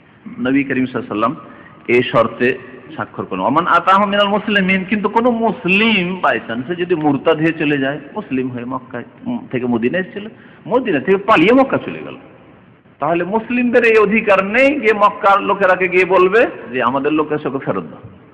না, গেছে গেছে, লস না, বাহ্যিক লস। কিন্তু আল্লাহ পাক রব্বুল আলামিন এই হুদাইবিয়ার সন্ধিকে ফাতহে মুবিন বলেছেন, সুস্পষ্ট বিজয় বলেছেন। ইন্না ফাতাহনা লাকা ফাতহাম মুবিনা লিয়াগফিরা লাকা আল্লাহু মা তাকাদ্দামা মিন যামবিকা ওয়া মা তাআখারা। এই ফাতহ মানে হচ্ছে মক্কা বিজয় নাই, এটাকে হুদাইবিয়ার সন্ধিকে বিজয় বলা হয়েছে সূরা ফাতহাতে। আর সূরা নাসরে যে বলা হয়েছে ইজা জা নাসরুল্লাহ ওয়াল ফাতহ, এই বিজয় মানে মক্কা বিজয়, এই বিজয় মানে মক্কা বিজয়। দ্বিতীয় শর্ত ছিল আলা আইয়াদ খোলাহা মিন কাবিলিন। নবী সাল্লাল্লাহু আলাইহি ওয়াসাল্লাম কি দেশে গিয়েছিলেন সাহাবায়ে কেরামদেরকে নিয়ে? এই সফরটা, যে সফরে গিয়ে হুদাইবিয়া পর্যন্ত, মক্কার কাছাকাছি হুদাইবিয়া নামক স্থানে পৌঁছলেন, আর সেখানে গিয়ে কাফেররা বাধা দিয়ে দিল যে মক্কা ঢুকতে দেবো না। তখন কি উদ্দেশ্যে গিয়েছিলেন? ওমরার উদ্দেশ্যে। নবী সাল্লাল্লাহু আলাইহি ওয়াসাল্লাম বলেন যে দেখো, এবার আমরা চলে এসেছি, 8 দিন 10 দিনের রাস্তা অতিক্রম করে চলে এসেছি মক্কার কাছে, উমরাটা করতে দাও। মক্কা কাফেরদের দখলে, মুশরিকদের দখলে। বলছে না, যেতে দেবো না। ব্যাস জিদ, আমাদের জিদ পুরো করব। ঠিক আছে, যাবে আগামী বছর। তাই বলছে ওয়ালা আইয়াদ খোলাহা মিন কাবিলিন, মক্কায় প্রবেশ করবে মুসলিমরা মিন কাবিলিন, আগামী বছর। আচ্ছা, মক্কায় এসে আবার বেশি দিন থাকতে পারবেন না। ওয়া ইউকিমু বিহা সালাসাতা আইয়াম, আর সেখানে এসে মাত্র 3 দিন থাকতে পারবে। 3 দিন শেষ হয়নি, তার আগে কাফেররা এসে বলা শুরু করেছে, ইয়া মুহাম্মদ সাল্লাল্লাহু আলাইহি ওয়াসাল্লাম, সময় হতে যাচ্ছে, ওঠেন, সাথী সঙ্গীকে বলেন এখান থেকে। দেখেন কি পাওয়ার, কি পাওয়ার। হুদাইবিয়ার সন্ধি কোন সালে হয়েছিল? কোন হিজরিতে? 6ষ্ঠ হিজরিতে। আর আগামী বছরের শর্ত হলে আগামী বছর এসে উমরা করে যাবেন। তাহলে এই উমরার নাম হচ্ছে উমরাতুল কাজা। এই উমরাতুল কাজা হয়েছিল কোন বছরে? 7ম হিজরিতে। আর মাত্র তার 1 বছর পরে 8ম হিজরিতে মক্কা বিজয় হয়ে গেল। দেখছেন, 1 বছর, কত গরমের কথা। সময় হয়ে যাচ্ছে, যান বেরোয়ান, সাথীদেরকে বলেন তাড়াতাড়ি বের হইতে। 1 বছরের পরে নবী করিম সাল্লাল্লাহু আলাইহি ওয়াসাল্লাম বিজয়ী হয়ে মক্কায় আসছেন। দুনিয়ার কোন সেনা অধিনায়ক অথবা দেশের শাসক, রাষ্ট্রপতি, প্রধানমন্ত্রী যদি কোনো দেশে বিজয় লাভ করে তাহলে কি অহংকার, তাই না? একেবারে। আর তার সাথে হারাম মদ আর নারী, আজকালকার জামানায় তো ওতে হতে হবে বিজয় মিছিলে। আর বিজয়, আর অন্যায়, মারধর, ভাঙচুর, তো হইতে হবে সামনে যদি বিরোধীরা পড়ে তাহলে, তাই না? নবী করিম সাল্লাল্লাহু আলাইহি সাল্লাম যখন মক্কা বিজয়ের সময় মক্কায় দাখিল হচ্ছিলেন, উটের ওপর চেপেছিলেন, তিনি এত শির নত করেছেন আল্লাহর দরবারে শুকরিয়ায়, এবং নিজের নমনীয়তা, নিজের তাওয়াজু, নিজের খাকসারি দেখাবার জন্য যে আল্লাহ শুকরিয়া, আল্লাহ যদি বিজয় না দান করতেন আমার কোনো ক্ষমতা ছিল না। এবং যাতে করে এটা অনুভব না হয় যে বিজয় পেয়েছি সেজন্য অহংকার। পবিত্র ইন্নাকা লাআলা খুলুকিন আযীম। কোথায় আজকাল কেন সারা মানব জাতির ইতিহাসে যারা জয়লাভ করেছে তাদের জঘন্য ইতিহাস, আর রাসূলুল্লাহ সাল্লাল্লাহু আলাইহি ওয়াসাল্লামের মহান চরিত্রের ইতিহাস। তারপরে গিয়ে কি ধমক দিলেন, শাসন করলেন, অন্যায় কথা বললেন। কি বললেন? তোমাদের কি ধারণা, তোমাদের সাথে কি করতে পারি? তারা দেখছে উপায় নেই, 1 বছর তার কোনো উপায় নেই। করিম ইবনে করিম, আপনি সম্মানিত ব্যক্তি এবং আপনি সম্মানিত ব্যক্তির ছেলে। আব্দুল মোতালেব বড় ভদ্র সম্মানিত মানুষ ছিলেন, আপনার দাদা, আপনি সম্মানিত মানুষ, আপনার কাছে সম্মানজনক আচরণের আশা করি, যে আমাদের সাথে অসম্মানজনক আচরণ করবেন না, এই আশা করি। নবী করিম সাল্লাল্লাহু আলাইহি ওয়াসাল্লাম বললেন, ইযহাবু, যাও, ফাআনতুমুত তুলাকা, তোমাদেরকে ছেড়ে দিলাম, মাফ করে দিলাম। সাল্লাল্লাহু আলাইহি ওয়াসাল্লাম। নবী করিম সাল্লাল্লাহু আলাইহি ওয়াসাল্লামের সাথে দ্বিতীয় শর্ত এই হলো যে আগামী বছর আসবে আর 3 দিন মাত্র থাকবে, ওয়ালা ইয়াদখুলুহা ইল্লা বিজুলুবানিস সিলাহ। আর তৃতীয় শর্ত হচ্ছে যে আগামী বছর যে আসবেন মক্কায় ঢুকবেন কোনো খোলা অস্ত্র নিয়ে আসতে পারবেন না, কোনো খোলা অস্ত্র নিয়ে আসতে পারবেন না। কিন্তু আরব সমাজে অস্ত্র ছাড়া নিরস্ত্র খালি হাত চলাফেরা করা অসম্ভব। ঠিক আছে নিয়ে আসতে পারবেন হালকা অস্ত্র, কি সাইফ তরবারি ওয়াল কওস আর তীর ধনুক নিয়ে আসতে পারবেন, কিন্তু এই ধরনের যেগুলি হালকা জিনিস আর নিয়ে আসতে পারবেন, কিন্তু বেজুলুবানিস সিলাহ অস্ত্রের খাপের মধ্যে হবে, খোলা অস্ত্র নাঙ্গা তলোয়ার নয় না, যাতে আমাদের কেউ ভয় না পায় আর আপনাদের এরকম কোনো মন মানসিকতা না তৈরি হয়ে যায়। অস্ত্রকে বের করতে পারবেন না, অস্ত্র খাবে ভরে রাখবেন, বের করতে পারবেন না। নবী করিম সাল্লাল্লাহু আলাইহি ওয়াসাল্লাম এই তিনটিও শর্ত মেনে নিলেন। এই সন্ধি হয়েছে, সন্ধি লেখাপড়া শেষ হয়েছে, আর তারপরে সেইখানেই আবু জন্দল বলে এক সাহাবী নতুন মুসলমান হয়ে চলে এসেছে।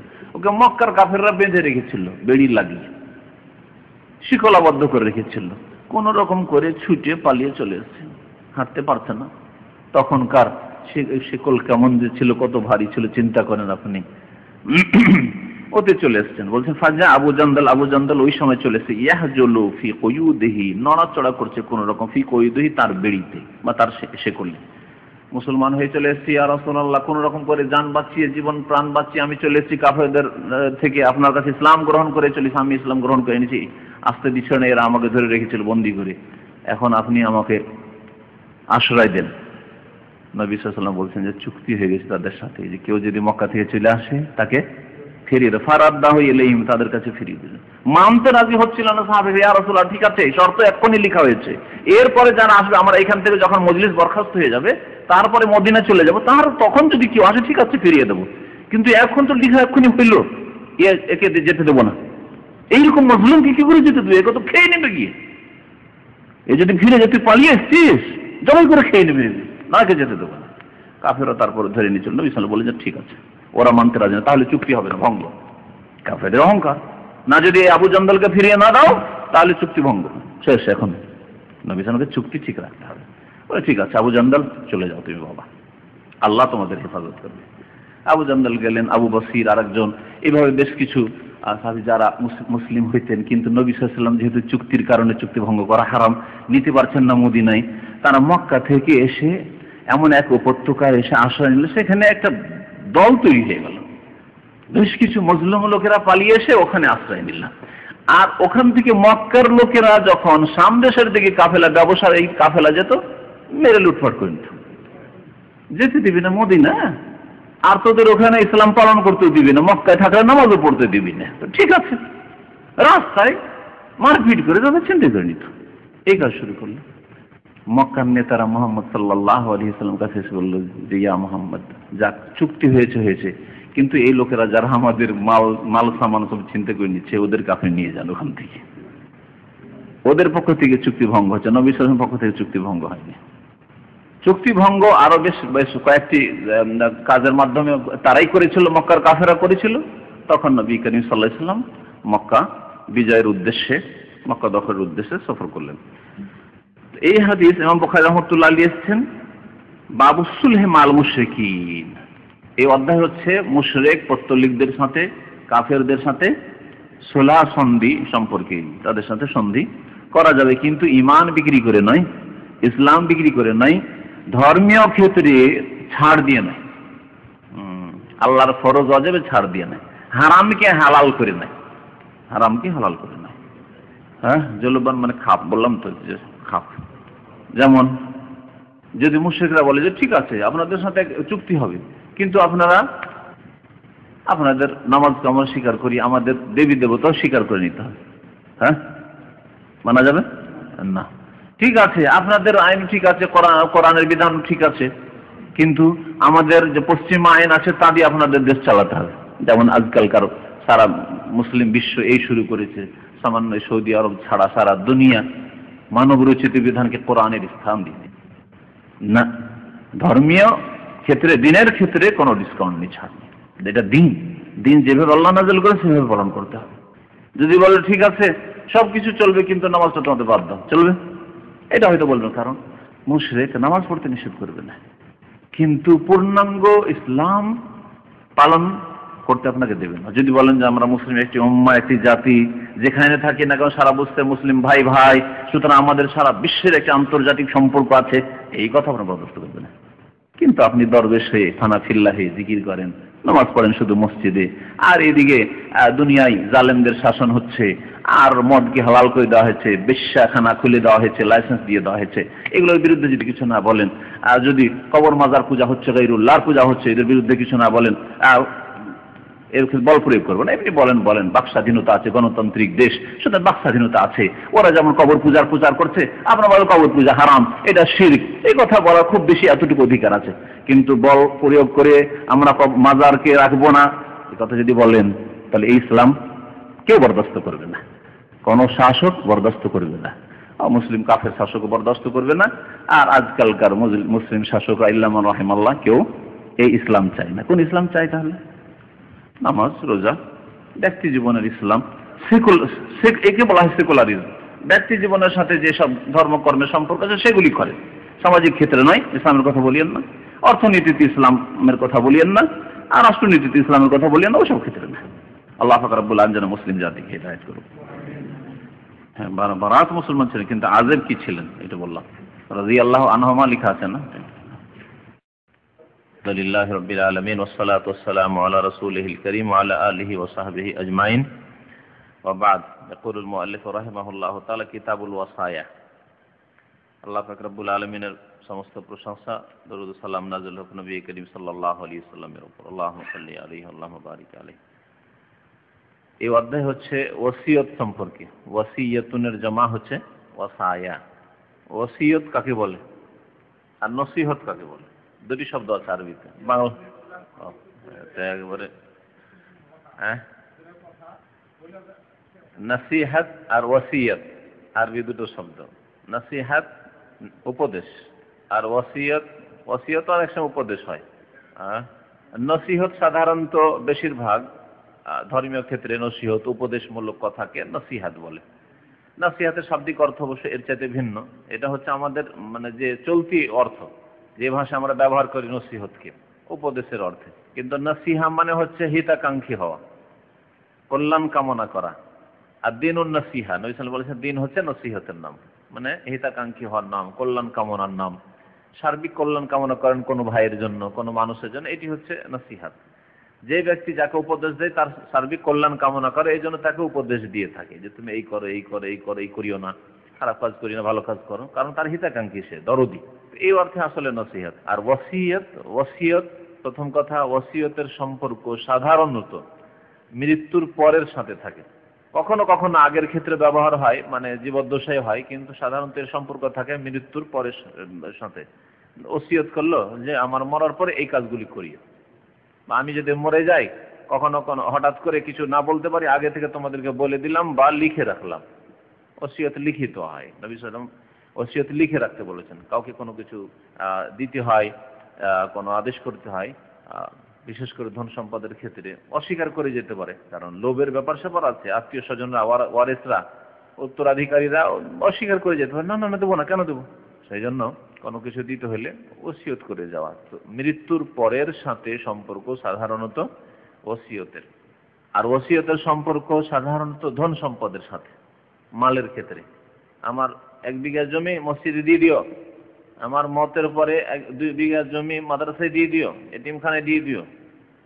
অমুক যে আমার নাতি আছে, ওর বাবা হয়তো মারা গেছে, সুতরাং ওয়ারিস হবে না, নাতিকে এই জমি 5 বিঘা জমি আমি দিয়ে গেলাম, দিয়ে দিবা তোমরা ভাগ বন্টন করার আগে। ওসিয়ত, ওসিয়তের বাস্তবায়ন হইতে হবে ভাগ বন্টন করার আগে। কিন্তু আল্লাহ পাক রব্বুল আলামিন মৃতের সাথে 4টি বিষয়কে জড়িত রেখেছেন, তার মধ্যে একটি হচ্ছে ওসিয়ত। ওসিয়তে প্রথম কথা ধন সম্পদ। একজন মানুষ মারা গেল, কি করবেন ওর টাকা পয়সা, ধন সম্পদ? হ্যাঁ, ঋণের আগে একটা কাজ আছে না, ঋণের আগে ওসিয়ত নাই। আবার তাহলে কেমন ফতোয়া দিবেন, তরতিবগুলো জানতে হবে। একজন মানুষ মারা গেছে, তার টাকা পয়সা ধন সম্পদ আছে, ওর সাথে 4টি কাজ করতে হবে। প্রথম কাজ তার তাজহিজ এবং তাকফিন, তার কাফন দাফনে যা খরচ খরচা লাগে। আমাদের দেশে অনেক সময় গ্রামাঞ্চলে ফ্রি কাফন দাফন হয়েছে, কাফনটাও গ্রাম থেকে দিয়ে দিল, 10 জনের যে সমিতি আছে বা ইয়ে আছে। কিন্তু শহরে হয় কি, আচ্ছা, গরুর মানে মানে ই করতে হবে, কবর খনন করতে হবে, সেটা ফ্রি ফ্রি গ্রামে হয়ে যায়, শহরে হয় না। শহরে কিনতে হয়, জায়গা কিনতে হয়, বা লেবার দিয়ে খনন করাইতে হয়, তাই না? না আপনাদের গ্রামগুলি আমাদের মতো নয়, ভিন্ন নাকি? ফ্রিতে হয় না? ফ্রিতে হয়, কিন্তু শহরে হয় না। তাহলে প্রথম কাজ মাইয়েতের টাকা পয়সা থেকে, এগুলো কোত্থেকে হবে? অন্য কেউ দেবে না, মাইয়েতের ধন সম্পদ আছে, টাকা পয়সা আছে, ওখান থেকে খরচ করো, ওর কাছে আছে।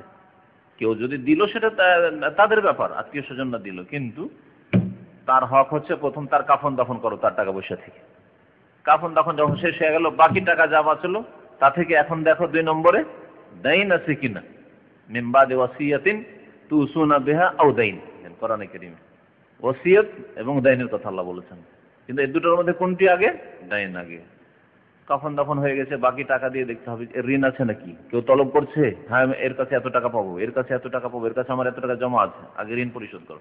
2 নম্বরে। 3 নম্বরে ওসিয়ত। এখন দেখেন যে কোনো ওসিয়ত করে গেছে, লিখিত অথবা মৌখিক বলে গেছে যে অমুককে এত টাকা দিয়ে দিও, অমুককে এত বিঘা জমি দিয়ে দিও, অমুক মাদ্রাসা মসজিদে দিয়ে দিও, ইসলামিক সেন্টারে দিয়ে দিও, ওসিয়ত করে গেছে, তাহলে ওসিয়তের বাস্তবায়ন করেন, ওসিয়ত নাফেজ করেন।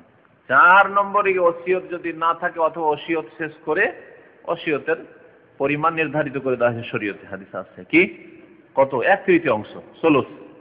এখন কোন ব্যক্তি মরতে যাচ্ছে বা মরে যাবে, তার আগে ওসিয়ত করে চলেছে, আমার টাকা পয়সা ধন দৌলত যা আছে, জমি জায়গা আছে, এতিমখানায় সব দান করে দিলাম, মসজিদে দান করে দিলাম, মাদ্রাসায় দান করে দিলাম, চলবে না, সে গুনাহগার হবে এবং তার এই বাতিল ওসিয়তের বাস্তবায়ন করা যাবে না।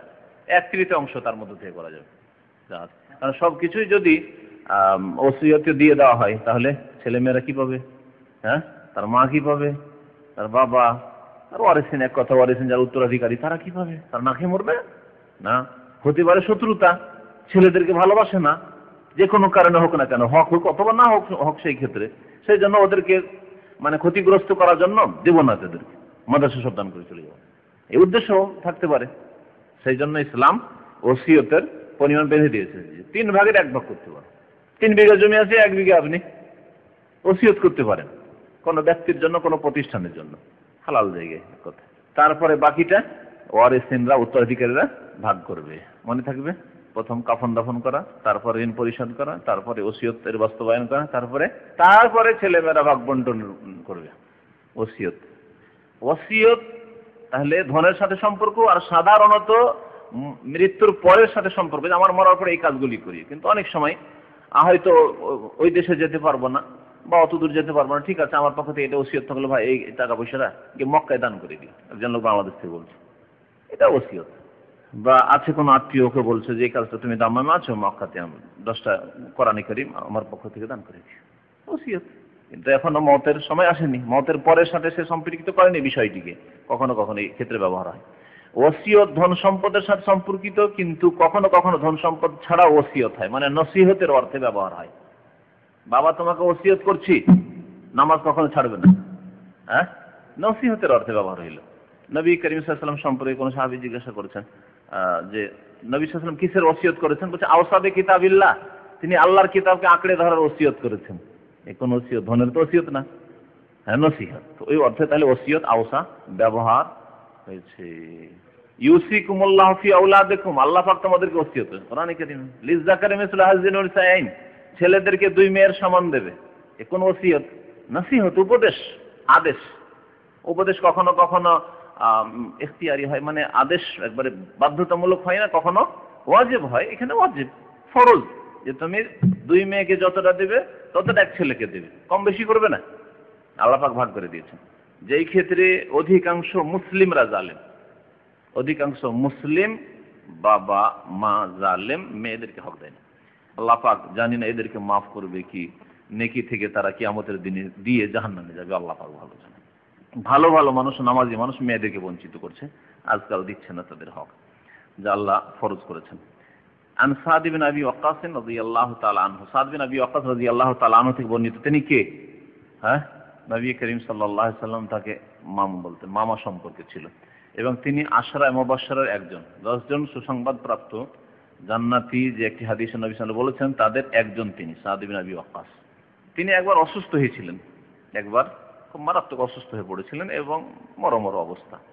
বলছেন যে জান নবী সাল্লাল্লাহু আলাইহি ওয়াসাল্লাম ইয়াউদুনি ওয়া আনা বিমাক্কা, নবী করিম সাল্লাল্লাহু আলাইহি ওয়াসাল্লাম আমার ইয়াদতে আসলেন, মানে আমি অসুস্থ অবস্থায় আমাকে দেখতে আসলেন। এই আদত আরবিতে এটা একটু ব্যাপক অর্থ রাখে, একে বাংলায় একটি শব্দ দিয়ে অর্থ করা মুশকিল। এজন্য আমাদের দেশে যারা উর্দু ভাষা বাংলা বলে বিমার পুরসি করা বলে, শুনেছেন না? শুনেন উর্দু শব্দ বিমার পুরসি। বিমার পুরসি মানে কি? বিমার মানে রোগী, আর পুরসি মানে জিজ্ঞাসাবাদ। অসুস্থ ব্যক্তিকে জিজ্ঞাসা কেমন আছেন, ভালো আছেন, সুস্থ আছেন তো, আল্লাহ ভালো রাখুক। এর নাম হচ্ছে এই আদত। আসলে তো এই আদত এর চেয়ে ব্যাপক। এই আদত আরবি শব্দ, অত্যন্ত ব্যাপক সত্যি। এই আদতে একটা শব্দ বাংলা ব্যবহার হয় যেটা পরিচর্যা, হ্যাঁ, রোগীর পরিচর্যা মানে সেবা শুশ্রূষা। এই ক্ষেত্রে ব্যবহার হয় যেখানে সেবা শুশ্রূষার প্রয়োজন, এই আদত তার। আর শুধু দেখতে যাওয়া, খোঁজ খবর নেওয়া, কেমন আছেন, ভালো আছেন, একটু গায়ে হাত দিয়ে দেখলেন, আল্লাহ আপনাকে শেফা দিয়েছে, ওই এই আদত।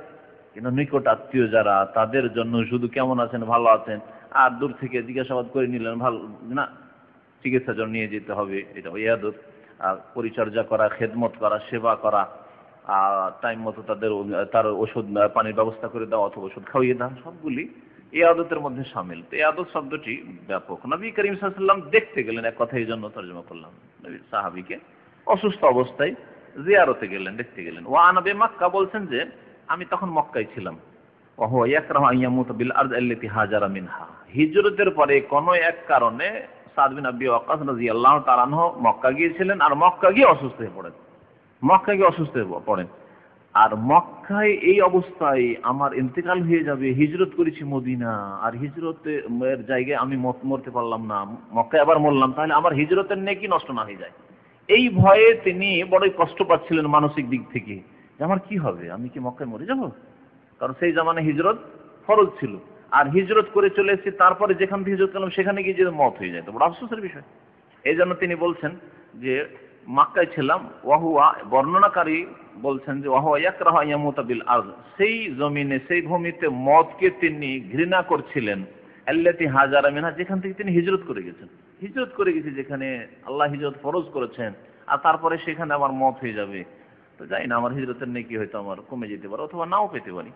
কাল নবী সাল্লাল্লাহু আলাইহি ওয়াসাল্লাম বলেন ইয়ারহামুল্লাহ ইবনা আফরা, আল্লাহ পাক আফরার ছেলের ওপর রহম করুক, দয়া করুক। এই আফরার ছেলে বলা হয়েছে সাদ বিন আবি ওয়াক্কাস। ফাসালতু রাসূলুল্লাহ সাল্লাল্লাহু আলাইহি ওয়াসাল্লাম, আফরা ওর মায়ের নাম, সাদ বিন আবি ওয়াক্কাস, আবু ওয়াক্কাস ওর বাবা, আর আফরা মায়ের নাম। ফাসালতু রাসূলুল্লাহ সাল্লাল্লাহু আলাইহি ওয়াসাল্লাম, আমি আল্লাহ রাসূল সাল্লাল্লাহু আলাইহি ওয়াসাল্লামকে জিজ্ঞাসা করলাম, কুলতু ইয়া রাসূলুল্লাহ, হে আল্লাহ রাসূল, উসি বিমালি কুল্লিহি, আমার সমস্ত ধন সম্পদের ওসিয়ত করে দিই, যে আমার মতের পরে আমার ধন সম্পদ সব আল্লাহর রাহে দিয়ে দিলাম। ওসিয়ত একটা হচ্ছে ওসিয়ত আম, খাস হচ্ছে মসজিদে, মাদ্রাসায়, ইসলামিক সেন্টারে কোনো ব্যক্তিকে, এটা হচ্ছে খাস ওসিয়ত। আম ওসিয়ত, আমার পরে আমার ধন সম্পদ আল্লাহর রাহে ওয়াকফ করে দিলাম, মানে যে কোনো ইসলামের খাতিরে ব্যয় করা হবে, যেটাকে ওয়াকফ করে দেওয়া হয় বলা হয়। আমার সমস্ত মাল সম্পদ আমি ওসিয়ত করে দিই। আল্লাহ নবী করিম সাল্লাল্লাহু আলাইহি ওয়াসাল্লাম বলেন না, চলবে না। বলতে আমি বললাম ফাশাত্র, তাহলে অর্ধেক, শাতর মানে নিস, আর তহুরু শাতরুল ঈমান, হাদিস আছে, পবিত্রতা হচ্ছে ঈমানের অর্ধেক। কাল আল্লাহ তাও চলবে না। কুলতো আমি বললাম ফাসসুলুস, তাহলে 3/1 ভাগ। কালা আসসুলুস ইয়াজুজুস সুলুস, নবী বলেন সুলুস চলবে।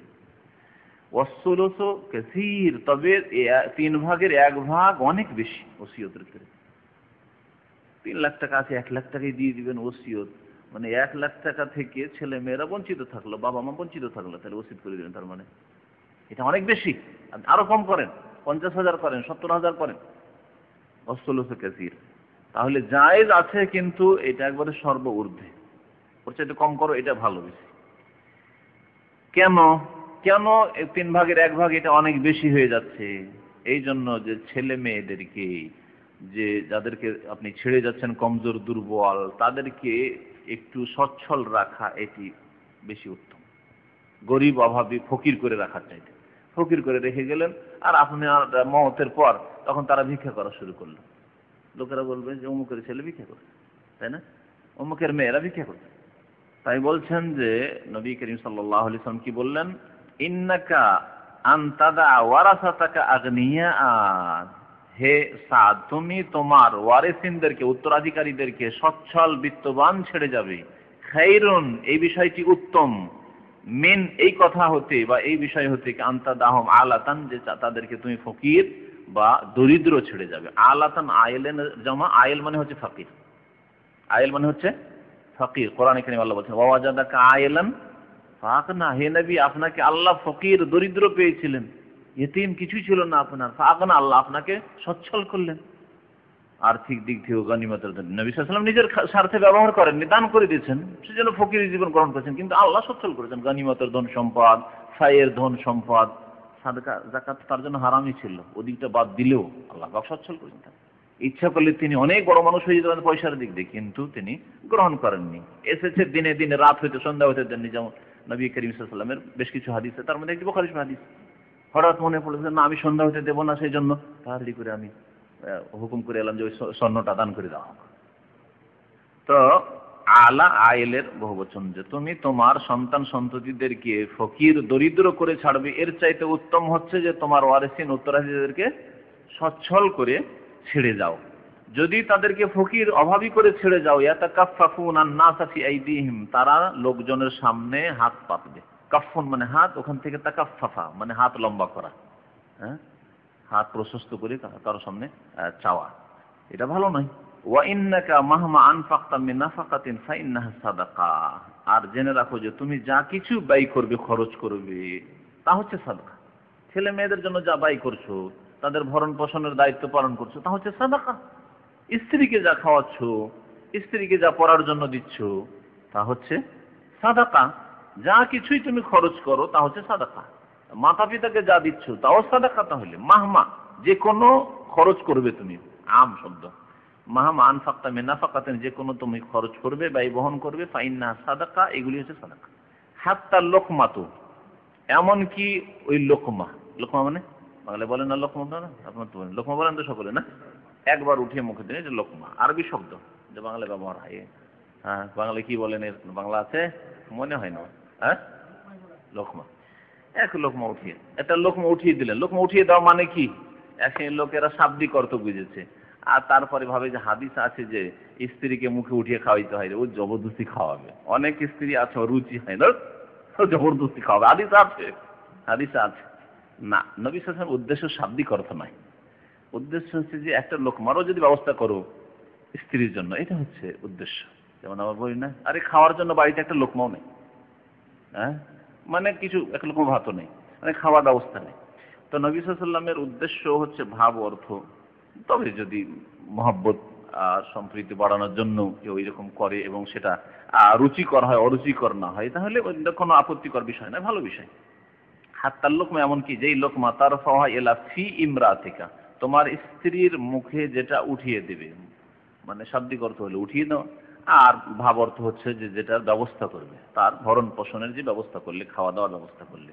ফি মানে এখানে মধ্যে না, এলা ফি, এলার পরে ফি এসছে মানে ফামুন থেকে, ফামুন মানে মুখ হয়, আর ফামুনের আসল হচ্ছে ফাউহুন। ফাউহুন যখন জারের অবস্থা হবে তখন ফি হবে, ফিকা, এলা ফিকা, তোমার মুখের দিকে। এজন্য জমাতে গিয়ে আলিয়ামা নাখতামু আলা আফওয়াহিহিম, দেখেন আজকে তাদের মুখে কি করে দেওয়া হবে, খতম লাগিয়ে দেওয়া, মোহর লাগিয়ে দেওয়া হবে। দেখেন আফওয়া, তো ফামুনের জমা হচ্ছে আফওয়া, তাহলে ফামুন আসলে মিম ছিল না, ফাউহুন ছিল।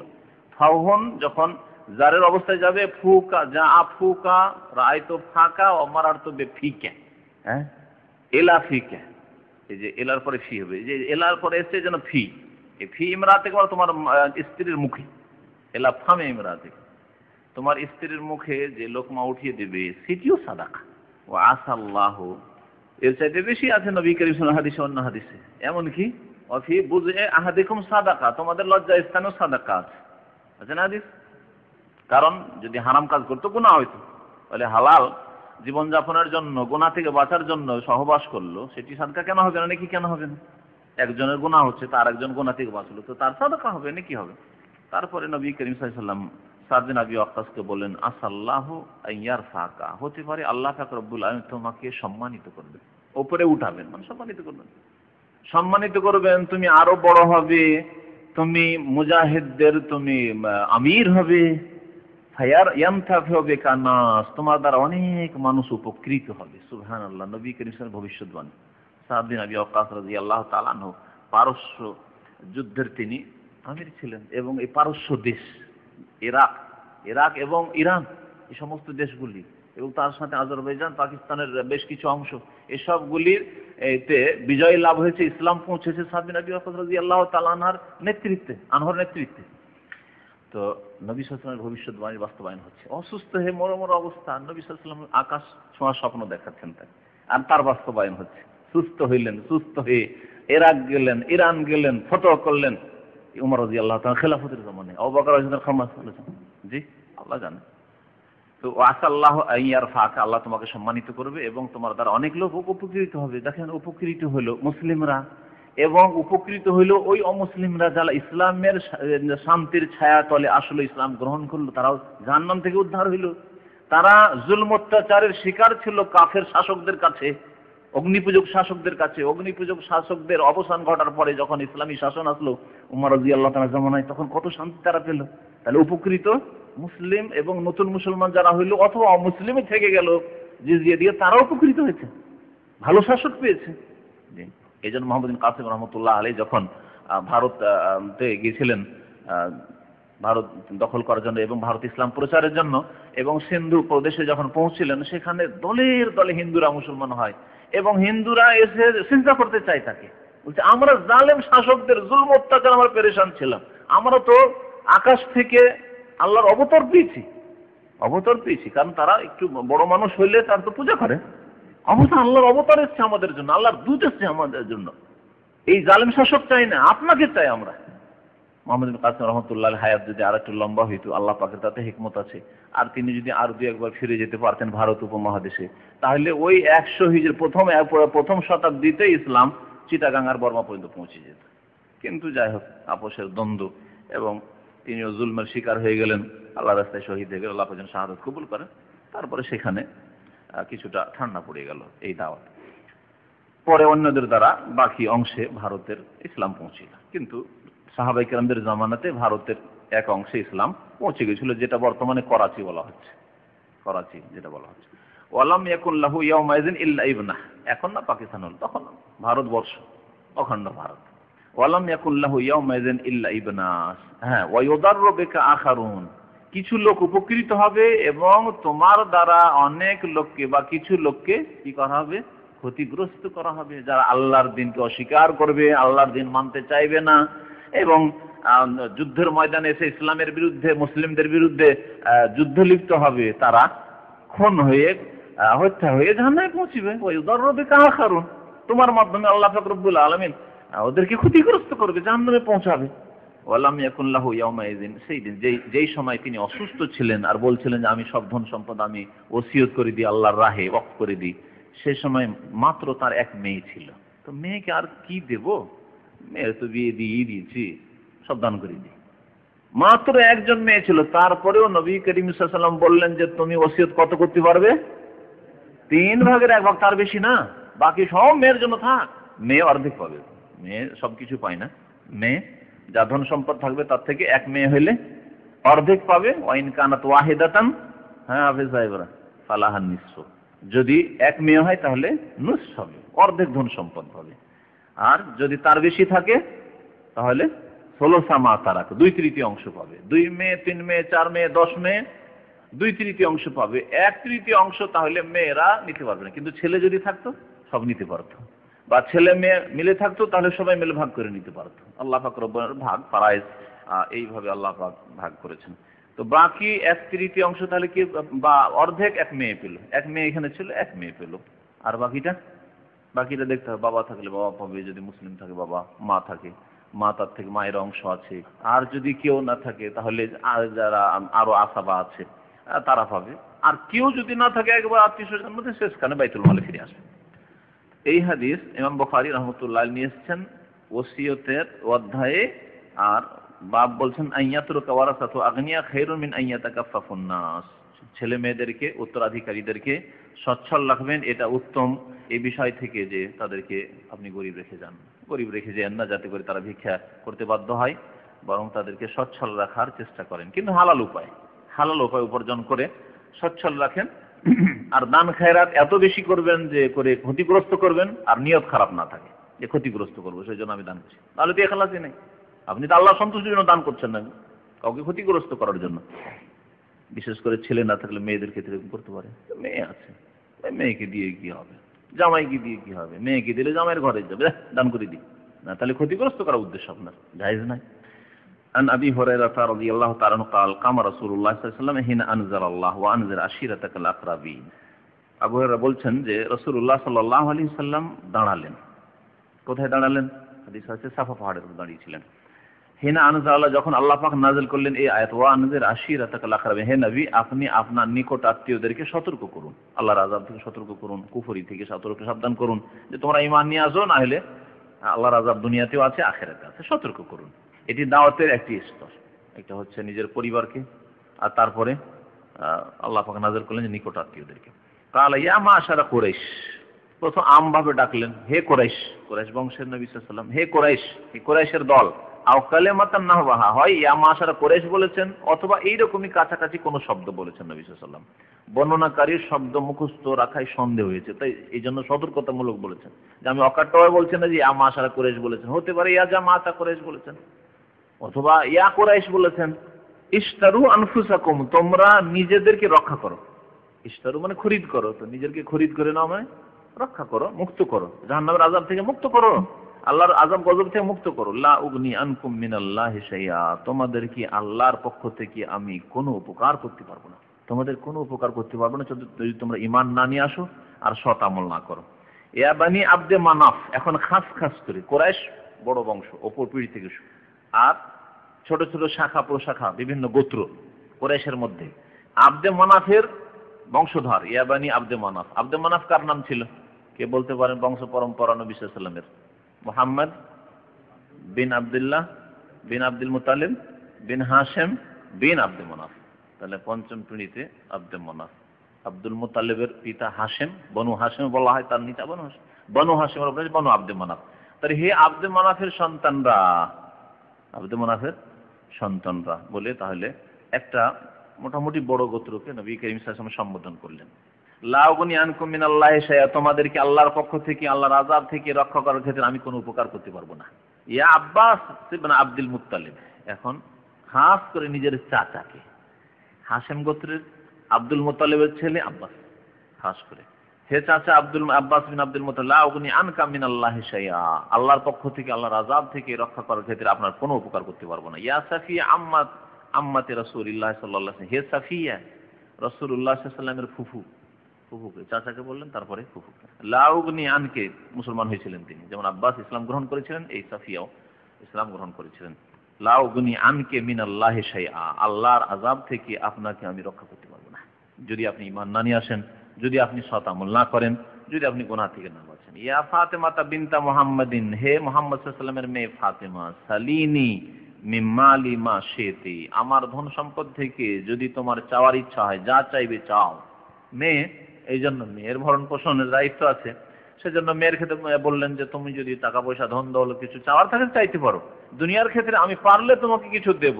লা উগনি আনকে মিনাল্লাহি শাইআ, কিন্তু আল্লাহর আযাব থেকে আমি তোমাকে রক্ষা করার ক্ষেত্রে কোনো উপকার করতে পারবো না, কোনো উপকার করতে পারবো না। তো নবী সাল্লাল্লাহু আলাইহি ওয়াসাল্লাম শাফাআত করবেন, উপকার হইল না? এর চাইতে বড় উপকার কি হয়? নবী হাউজে কাউসারে পানি দিবেন, উপকার করলেন না? আবার বলছেন যে আমি উপকার করতে পারবো না। কি সমন্বয়? বিনা ঈমান আমলে, বিনা ঈমান আমলে যদি মরে যাও তাহলে আমি কোনো উপকার করতে পারবো না। কুফরের অবস্থায় মরে যাও, পাপের অবস্থায় মরে যাও, আল্লাহকে নারাজ করে মরে যাও, তাহলে আমি উপকার করতে পারবো না। আল্লাহ যদি রাজি থাকে আর ভুল ভ্রান্তি কিছু থাকে তাহলে তখন শাফাআত, মুমিনের জন্য শাফাআত, মুশরিকের জন্য শাফাআত নাই, কাফেরের জন্য শাফাআত নাই। সুতরাং এখানে বোঝানো হয়েছে যে আমল করো, নিজের আমল যদি থাকে তাহলে হয়তো উপকারের সুযোগ আসবে। ঈমান যদি ভালো থাকে তাহলে তোমার হয়তো উপকার করতে পারবো। এমনকি নবী করিম সাল্লাল্লাহু আলাইহি ওয়াসাল্লাম আবু তালেবের উপকারের কথা বলেছেন যে আবু তালেবকে আমি উপকার এই করেছি যে, বা করতে পারবো যে তাকে সবচেয়ে হালকা আযাব দেওয়া হবে। লাউলা আনা, আমি যদি না হইতাম, কি জন্য? সে তো কাফের, কুফর অবস্থা মারা গেছে, তো উপকার কেমনে করলেন? তারপর তো আযাব হয়, আযাব মাফ হবে না, চিরকাল জাহান্নামে থাকবে, ওই হালকা আযাবই থাকবে চিরকাল। কোনোদিন জাহান্নাম থেকে বের করে নিয়ে এসে জান্নাতে দেওয়ার আল্লাহ অনুমতি দেবেন না, এই ক্ষমতা নেই।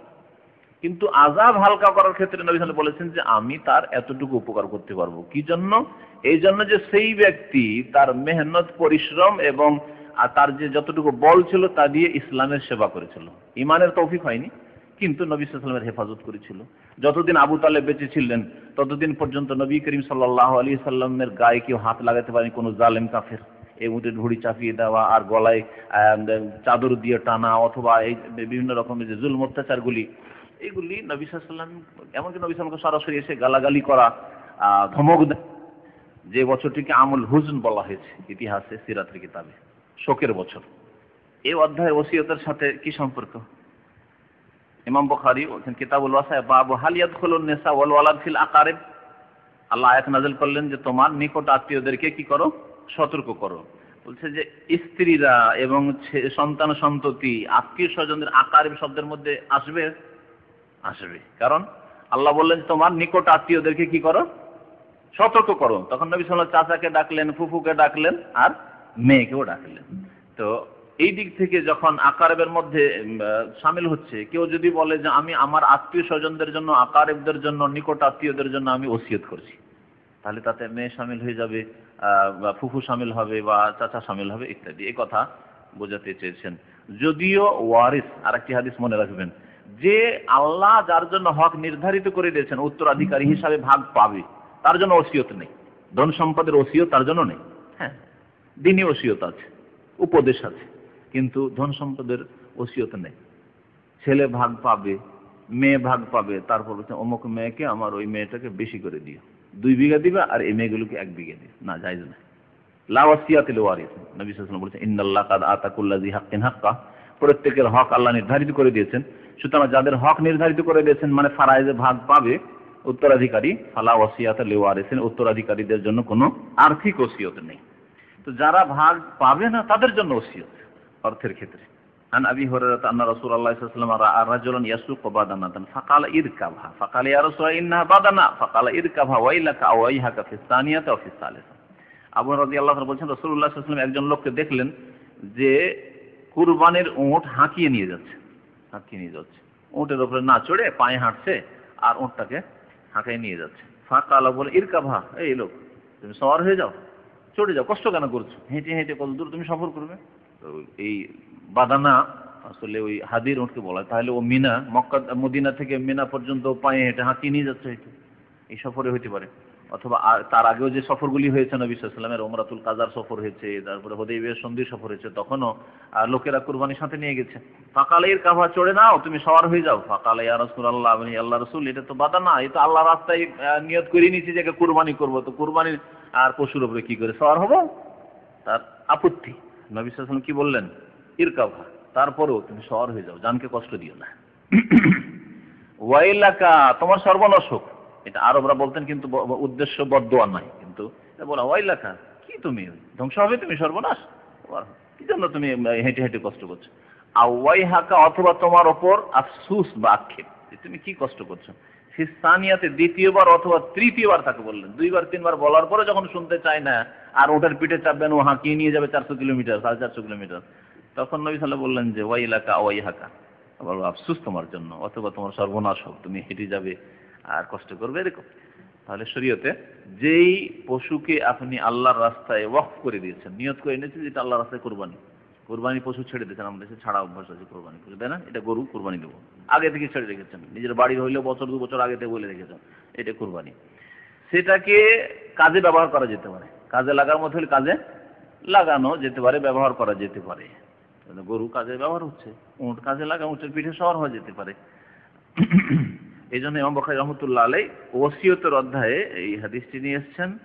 আর 126 নম্বর হাদিস হচ্ছে হাল ইয়ামতাফিউল ওয়াকিফু বিওয়াকফিহি, যেই ব্যক্তি ওয়াকফকারী, সেই দানকারী, ওয়াকফ করছে আল্লাহর রাহে, সেই ব্যক্তি তার ওয়াকফকৃত বস্তু থেকে কি উপকৃত হতে পারে। আল্লাহর রাস্তায় ওয়াকফ করে দিয়েছে, এটা কুরবানি, আর সেই কুরবানির পশুর ওপর চড়তে পারে না, পারে, নবী সাল্লাল্লাহু আলাইহি ওয়াসাল্লাম চড়তে বলেছেন।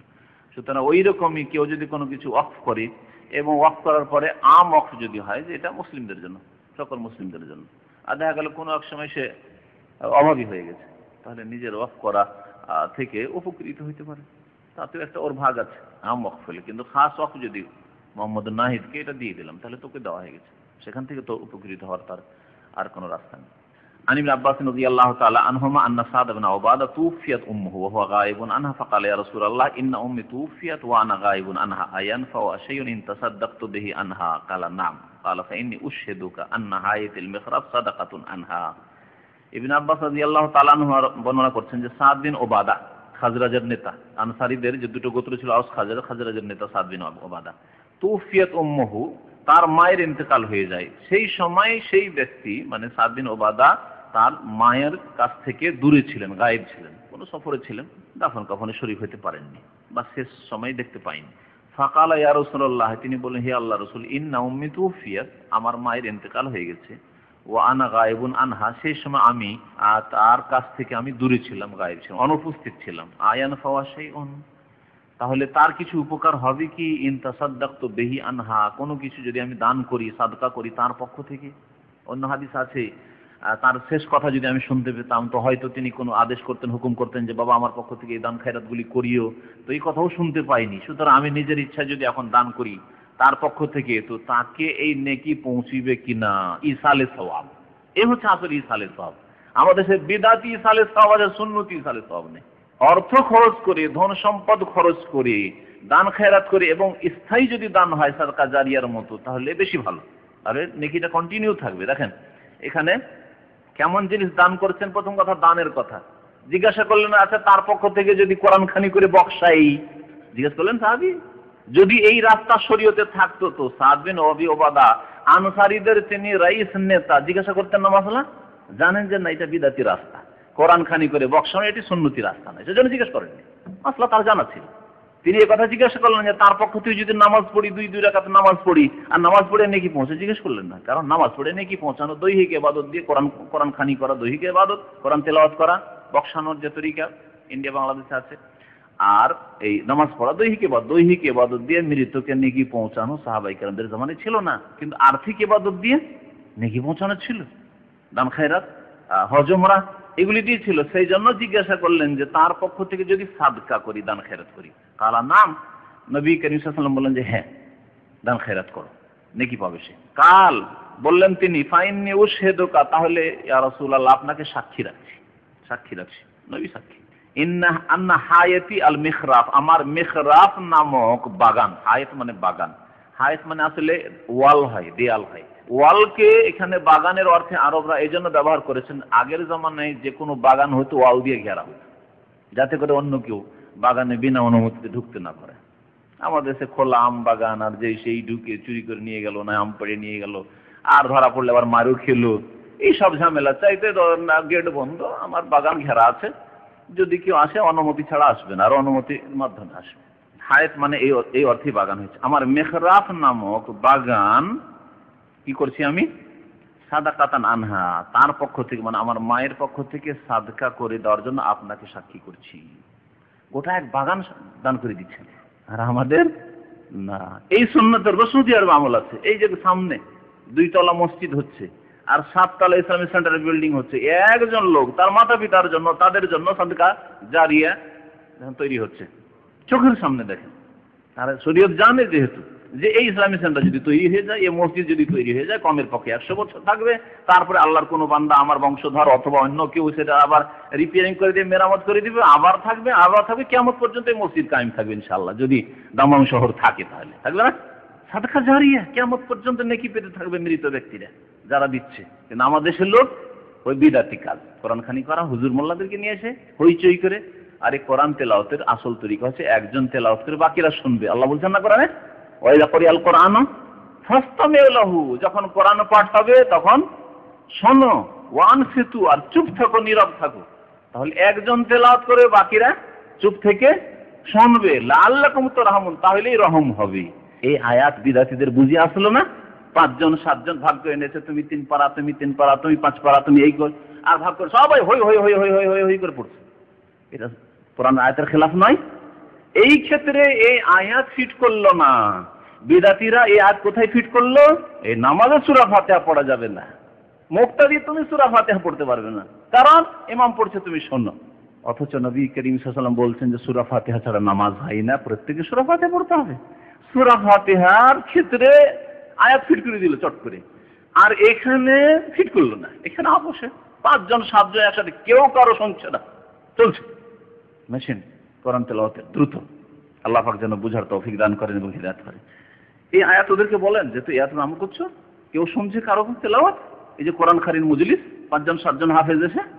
নবী করিম সাল্লাল্লাহু আলাইহি ওয়াসাল্লাম তাহলে সাদকা করতে বললেন। এই সাদকার রাস্তা হচ্ছে নবী সাল্লাল্লাহু আলাইহি ওয়াসাল্লাম থেকে প্রমাণিত। অন্য হাদিসে আছে যে আমার মা মারা গেছে, তার পক্ষ থেকে যদি হজ করি উমরা করি, বলছে হুজ্জা নাবি, বাবার ক্ষেত্রে আছে হুজ্জা নাবিকে ওয়াতামির, হজ উমরা কর। তাহলে হজ উমরা করে নেকি পৌঁছান আপনি। যেইভাবে নবী করিম সাল্লাল্লাহু আলাইহি ওয়াসাল্লাম মৃত ব্যক্তিকে নেকি পৌঁছাতে বলেছে, ইসালে সওয়াব করতে বলেছে, এইভাবে ইসালে সওয়াব করতে হবে। এই হাদিসটিকে নিয়ে এসেছেন কি ক্ষেত্রে? ওসিয়তের বাবু এজা কাল আরজি আও বুস্তানি সাদাকা আন উম্মি। কোন ব্যক্তি যদি বলে যে আমার জমিন অথবা আমার বাগান আমার মায়ের পক্ষ থেকে সাদাকা, ওসিয়ত, সাদাকা করে দিলাম, ওসিয়ত করে দিলাম, লোকজনের জানা থাকলো, সে মরে গেলে সেটা আর তার উত্তরাধিকার দেন না, কেন? সে দান করে ফেলেছে। আন আনাসিন কাল কাদিমা রাসূলুল্লাহ সাল্লাল্লাহু আলাইহি ওয়াসাল্লাম আল মদিনাতা। আনাস রাদিয়াল্লাহু তাআলা আনহু থেকে বর্ণিত, বলছেন যে রাসূলুল্লাহ সাল্লাল্লাহু আলাইহি ওয়াসাল্লাম মদিনায় তাশরীফ নিয়ে আসলেন। লাইসা লাহু খাদেমুন, কিন্তু সেই সময় তার কোনো খাদেম ছিল না, কেউ যে খেদমত করবে সেবা করবে এমন কেউ ছিল না। আজকাল পীরদের খাদেমের অভাব নেই, মুরিদ মানি খাদেম। মুরিদরা তো ভাগ্যবান মনে করে নিজেকে, যদি পীর সাহেব যদি অনুমতি দিয়ে দেয় আমাকে কিছুদিন থাকার এবং খেদমত করার, হাত পা টিপা। নবী সাল্লাল্লাহু আলাইহি ওয়াসাল্লামের খাদেম আনাস হাত পা টিপা খেদমত করতেন না। যেই খেদমত এক শ্রেণীর মৌলভী সাহেবেরা মাদ্রাসায় নিচ্ছে, নিজের ছেলের কাছেই খেদমত নেবে না। ওই মৌলভী সাহেব ছেলে ওই মাদ্রাসায় পড়ছে, নিজের ছেলের কাছে খেদমত নেবে না। নেবে আবিজা কখনো নেবে না। ওই অপরের ছেলেকে ডেকে সময় নষ্ট করে, তোর সময় নষ্ট হবে, তুই পরের ছেলে, তুই পড় না না পড়, কিন্তু আমার ছেলেকে পড়াশোনা করতে হবে। ওর নিজের ছেলেকে যদি দেখে যে অন্য কোনো ওস্তাদের হাত পাটি ছিগিয়ে ঘরে, তাহলে কি গরম হবে দেখেন ওকে ভালো করে, জিজ্ঞেস করেন ভালো করে যে আপনার মনটা কেমন লাগে। এই মাদ্রাসার অবস্থা বড় আফসোসজনক অবস্থা। তারপরে পীরদের অবস্থা তো আপনারা বুঝতেই পারছেন, মহিলাদেরকে পাঠিয়ে দেয় হাত পাঠিবার জন্য। আমার এক বন্ধু বলছে যে একবার তাদের ডিস্ট্রিক্টে পীর এসছে, তো বলছে পীর দেখা করে আসি, দেখি পীর আলাদিস মানুষ, বলছে যে জীবনে তো পীর দেখিনি, তো একবার দেখি, আর পীর তো ধরি না, তো দেখে আসি পীর দেখতে গেছে। যুবতী মহিলারা পা টিপছে, একবার রানের কাপড় উঠিয়ে পা টিপছে, আউযুবিল্লাহ। আমাকে সরাসরি সেই ভাই দেখে এসে বয়ান করেছে, নাম আব্দুল মতিন তার। তো বলছে যে আমি গিয়ে সালাম দিলাম, প্রথমে এক হাতে মোসাফা, তাতেই গড় করে দেখছে যে 2 হাতে করলো না যে। তারপরে বললাম যে পীর সাহেব, আবার ইউপি থেকে গেছে সে, উর্দু ভাষী, জনপুরীদের মতো। তারপর পীর সাহেব ये जो जवान औरत है आपका जो पैर दबाती है जायज है? कौन रे, ये वहाबी कहाँ से आ गया, वहाबी कहाँ से आ गया? মহিলাদেরকে যদি পুরুষের গায়ে হাত দিতে নিষেধ করে তাহলে ওয়াহাবি, তাহলে ওয়াহাবিরা হক পথে কিনা বলেন? আপনি কি চান বেগায়রাত হয়ে গেছেন দায়ুস যে আপনার স্ত্রী, আপনার বোন, আপনার মা, খালা অপর পুরুষের গায়ে হাত দেবে আর টিপবে? লজ্জা করে না? এই হচ্ছে যারা পীর ধরা লোক, তাদের অবস্থা অন্ধ হয়ে যায়।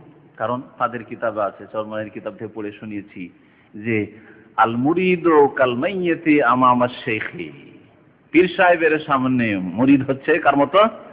মাইয়াতের মতো, মরা লাশের মতো। মরা লাশকে উল্টে পাল্টে যেমন ভাবে গোসলদের কিছু বলবে যে বাবারে একটু সামলে, একটু যেখানে সেখানে তুই হাত দিবি না, বলবে? বলবে না। ঠিক তেমনই মুরিদ যা ইচ্ছা তাই করে, মুরিদের সাথে মুরিদিনীর সাথে পীর, অসুবিধা নেই। এই তালিম দেওয়া হয়েছে এই পীরতন্ত্রে, অন্ধত্বের তালিম। নবী করিম সাল্লাল্লাহু আলাইহি ওয়াসাল্লামের খেদমত, এই খেদমত যে কোনো কিছু আনতে হবে, পৌঁছাতে হবে, কাউকে ডাকতে হবে, কখনো হয়তো জুতো স্যান্ডেলটা ঠিক করে দিলেন, উজুর পানিটা এনে দিলেন, এর বেশি কিছু না। এইরকম খেদমত আনাস রাদিয়াল্লাহু তাআলা আনহু করতেন। ফাআখায আবু তালহা, আবু তালহার বাড়িতে আনাসের মা আগের স্বামী হারার পরে আনাসের এই মায়ের বিবাহ হয় আবু তালহার সাথে। উম্মে সুলাইম বা তার নাম রুমাইসা, উম্মে সুলাইম কুনিয়াতের নাম, আর রুমাইসা বিয়ে হয়ে যায়। দেখলো যে ছেলে আমার বাড়িতে, তো ছেলে আমার বাড়ি না থেকে যদি তালিম তরবিয়ত সরাসরি গিয়ে শিক্ষা পায় নবী সাল্লাল্লাহু আলাইহি ওয়াসাল্লামের কাছে, তাহলে আরো ভালো থাকবে। কারণ এ তো নিজের বাবা নাই, নিজের বাবার যে স্নেহ, ওই স্নেহ তার হয়তো পাবে না। মাও ভাবলো যে জাকের চাইতে অনেক ভালো যে রাসূলুল্লাহ সাল্লাল্লাহু আলাইহি ওয়াসাল্লামের খেদমত ছেলে গিয়ে বলেন যাও দিয়ে আসো। বলছে ফাআখায আবু তালহা বিয়াদি, আবু তালহা আমার মায়ের স্বামী কি করলেন? হাত খান ধরলেন আর ধরে ফান্তালাকা বি ইলা রাসূলিল্লাহ সাল্লাল্লাহু আলাইহি ওয়াসাল্লাম, আল্লাহ রাসূলের কাছে নিয়ে চলে গেলেন। ফাকালা ইয়া রাসূলুল্লাহ, গিয়ে বলেন হে আল্লাহ রাসূল, ইন্না আনাসান গোলামুন কাইয়িস, আনাস অত্যন্ত চালাক চতুর বালক। গোলাম মানে বালক, অত্যন্ত চালাক চতুর। কাইয়িস মানে খুব জ্ঞানী, চালাক। চালাক আবার অনেক ক্ষেত্রে আমাদের ক্ষেত্রে খারাপ অর্থে ব্যবহার হয়, ওই অর্থে না, মানে চালাক চতুর ভালো, মানে ভালো বুদ্ধিমান। ফালিয়াখদুমকা, সে আপনার খেদমত করুক, ভালো হবে। আপনার খেদমত করলে কখন কি করতে হয় না করতে হয়, কখন কাকে আসতে অনুমতি দিতে হয়, চালাক ছেলে হলে বুঝবে, আর পাগল ছেলে হলে তো বুঝবে না। আজকাল কিছু লোকের আছে, ওর টাইম টেবিল কিছু বুঝে না, জোহর থেকে আসর মাঝেও টেলিফোন করবে, ওর মাসলা জানতে হবে, তারপরে ও ধরে নিয়েছে তো ছাড়তেও রাজি না। টেলিফোন করবে কখন? রাতে 11টা 12টার সময়। টেলিফোন করবে কখন? সৌদি আরবে সকালবেলা ফজর নামাজ থেকে নিয়ে ওই 7টা 8টার মাঝখানে। নির্বোধ এরা, এদের বোধ শক্তির অভাব, বুঝে না যে মানুষ কোন সময়গুলিতে ফ্রি থাকে, কোন সময়গুলি সাধারণত সকল লোক জেগে থাকে। আসর থেকে মাগরিব প্রায় লোক জেগে থাকে, একমাত্র ওরা যারা হয়তো একটানা সকাল থেকে ডিউটি করে 2টা পর্যন্ত সরকারি এখানকার চাকরি, তারা ছাড়া সকলে আসর থেকে মাগরিব জেগে থাকে এই সময়গুলো। তারপরে সকাল 10টা থেকে 12টা, জোহর পর্যন্ত 9টা 10টা 12টা, এগুলি সময়। কিন্তু চালাক চতুর হবে তাহলে তো ফালিয়াখদুম, কা খেদমত করুক। কাল ফাখাদামতুহু ফিস সাফারি ওয়াল হাযারি, বলছেন আনাস যে আমি রাসূলুল্লাহ সাল্লাল্লাহু আলাইহি ওয়াসাল্লাম সফরেও খেদমত করলাম আর বাড়িতেও খেদমত করলাম। মা কালা লি শাইইন সানাতুহু, কোন কাজ আমি করে ফেলেছি নিজের ইচ্ছায়, বলেননি করে ফেলেছি, মনে করেছি এটা ভালো হবে করে ফেলেছি। সেই সম্পর্কে তিনি একথা বলেননি যে লেমা সানাতাহা যাহা কাজা, এটা এমন কেন করলে, কে বললো তোমাকে করতে? আমরা যেমন বলি না, কে বলেছে তোমাকে দালালি করতে এখানে? হ্যাঁ, ছেলেরা যদি বিনা হুকুমে একটা ভালো কাজও করে, তারপর কে বললো তোমাকে এটা করতে? ওয়ালালে শাইইন লাম আসনাহু, আর কোন কাজ হয়তো তিনি করতে বলেছেন আর করিনি, বিলম্ব হয়ে গেছে, করছি করে একটু লেট হয়ে গেছে হয়তো। লেমা লাম তাসনাহা যাহা কাজা, এটা এমন করলে না কেন, কেন করলে না? এইভাবে নবী সাল্লাল্লাহু আলাইহি ওয়াসাল্লাম চার্জ করে কখনো আমাকে কথা বলেননি। কত সুন্দর আখলাক আল্লাহ পাক রব্বুল আলামিন রাসূলুল্লাহ সাল্লাল্লাহু আলাইহি ওয়াসাল্লামকে দিয়েছিলেন, ইন্নাকা আলা খুলুকিন আযীম, মহান চরিত্রের অধিকারী। তো এই হাদিসটি ওসিয়তের অধ্যায়ে নিয়েছেন ইমাম বুখারী রাহমাতুল্লাহ আলাইহি, কিভাবে ইস্তিখদামুল ইয়াতিম ফিস সাফারি ওয়াল হারজ, ইয়াতিম থেকে খেদমত নেওয়া সফরে অথবা বাড়িতে খেদমত নেওয়া। তাহলে এই যে খেদমত নেওয়া, যেন এই খেদমত আবু তালহা এই আনাসের খেদমতকে রাসূলুল্লাহ সাল্লাল্লাহু আলাইহি ওয়াসাল্লামের জন্য কি করে দিলেন? ওসিয়ত, ওয়াকফ করে দিলেন, দান করে দিলেন। তাহলে দানের জন্য শুধু টাকা পয়সা লাগে না, অনেক সময় সময় দান করা, অনেক সময় আপনার শারীরিক মেহনত দান করা, শারীরিক মেহনত পরিশ্রম আপনি দান করছেন। দিনী খেদমতের ক্ষেত্রে এই দিকগুলি অত্যন্ত মানে খেয়াল রাখার বিষয়। আমি গরিব মানুষ, হয়তো আমি অর্থ দিয়ে আমি খেদমত করতে পারিনি, কিন্তু আমার সময় দিয়ে খেদমত করব, আমার এলম দিয়ে খেদমত করব। এইভাবে যার কাছে যেই সম্পদ আল্লাহ দিয়েছেন সেই সম্পদ দিয়ে, সেই নিয়ামত দিয়ে আল্লাহ পাকের দ্বীনের খেদমত করবে। ওয়া সাল্লাল্লাহু আলা নবিয়িনা মুহাম্মদ ওয়া আলা আলিহি ওয়া সাহবিহি।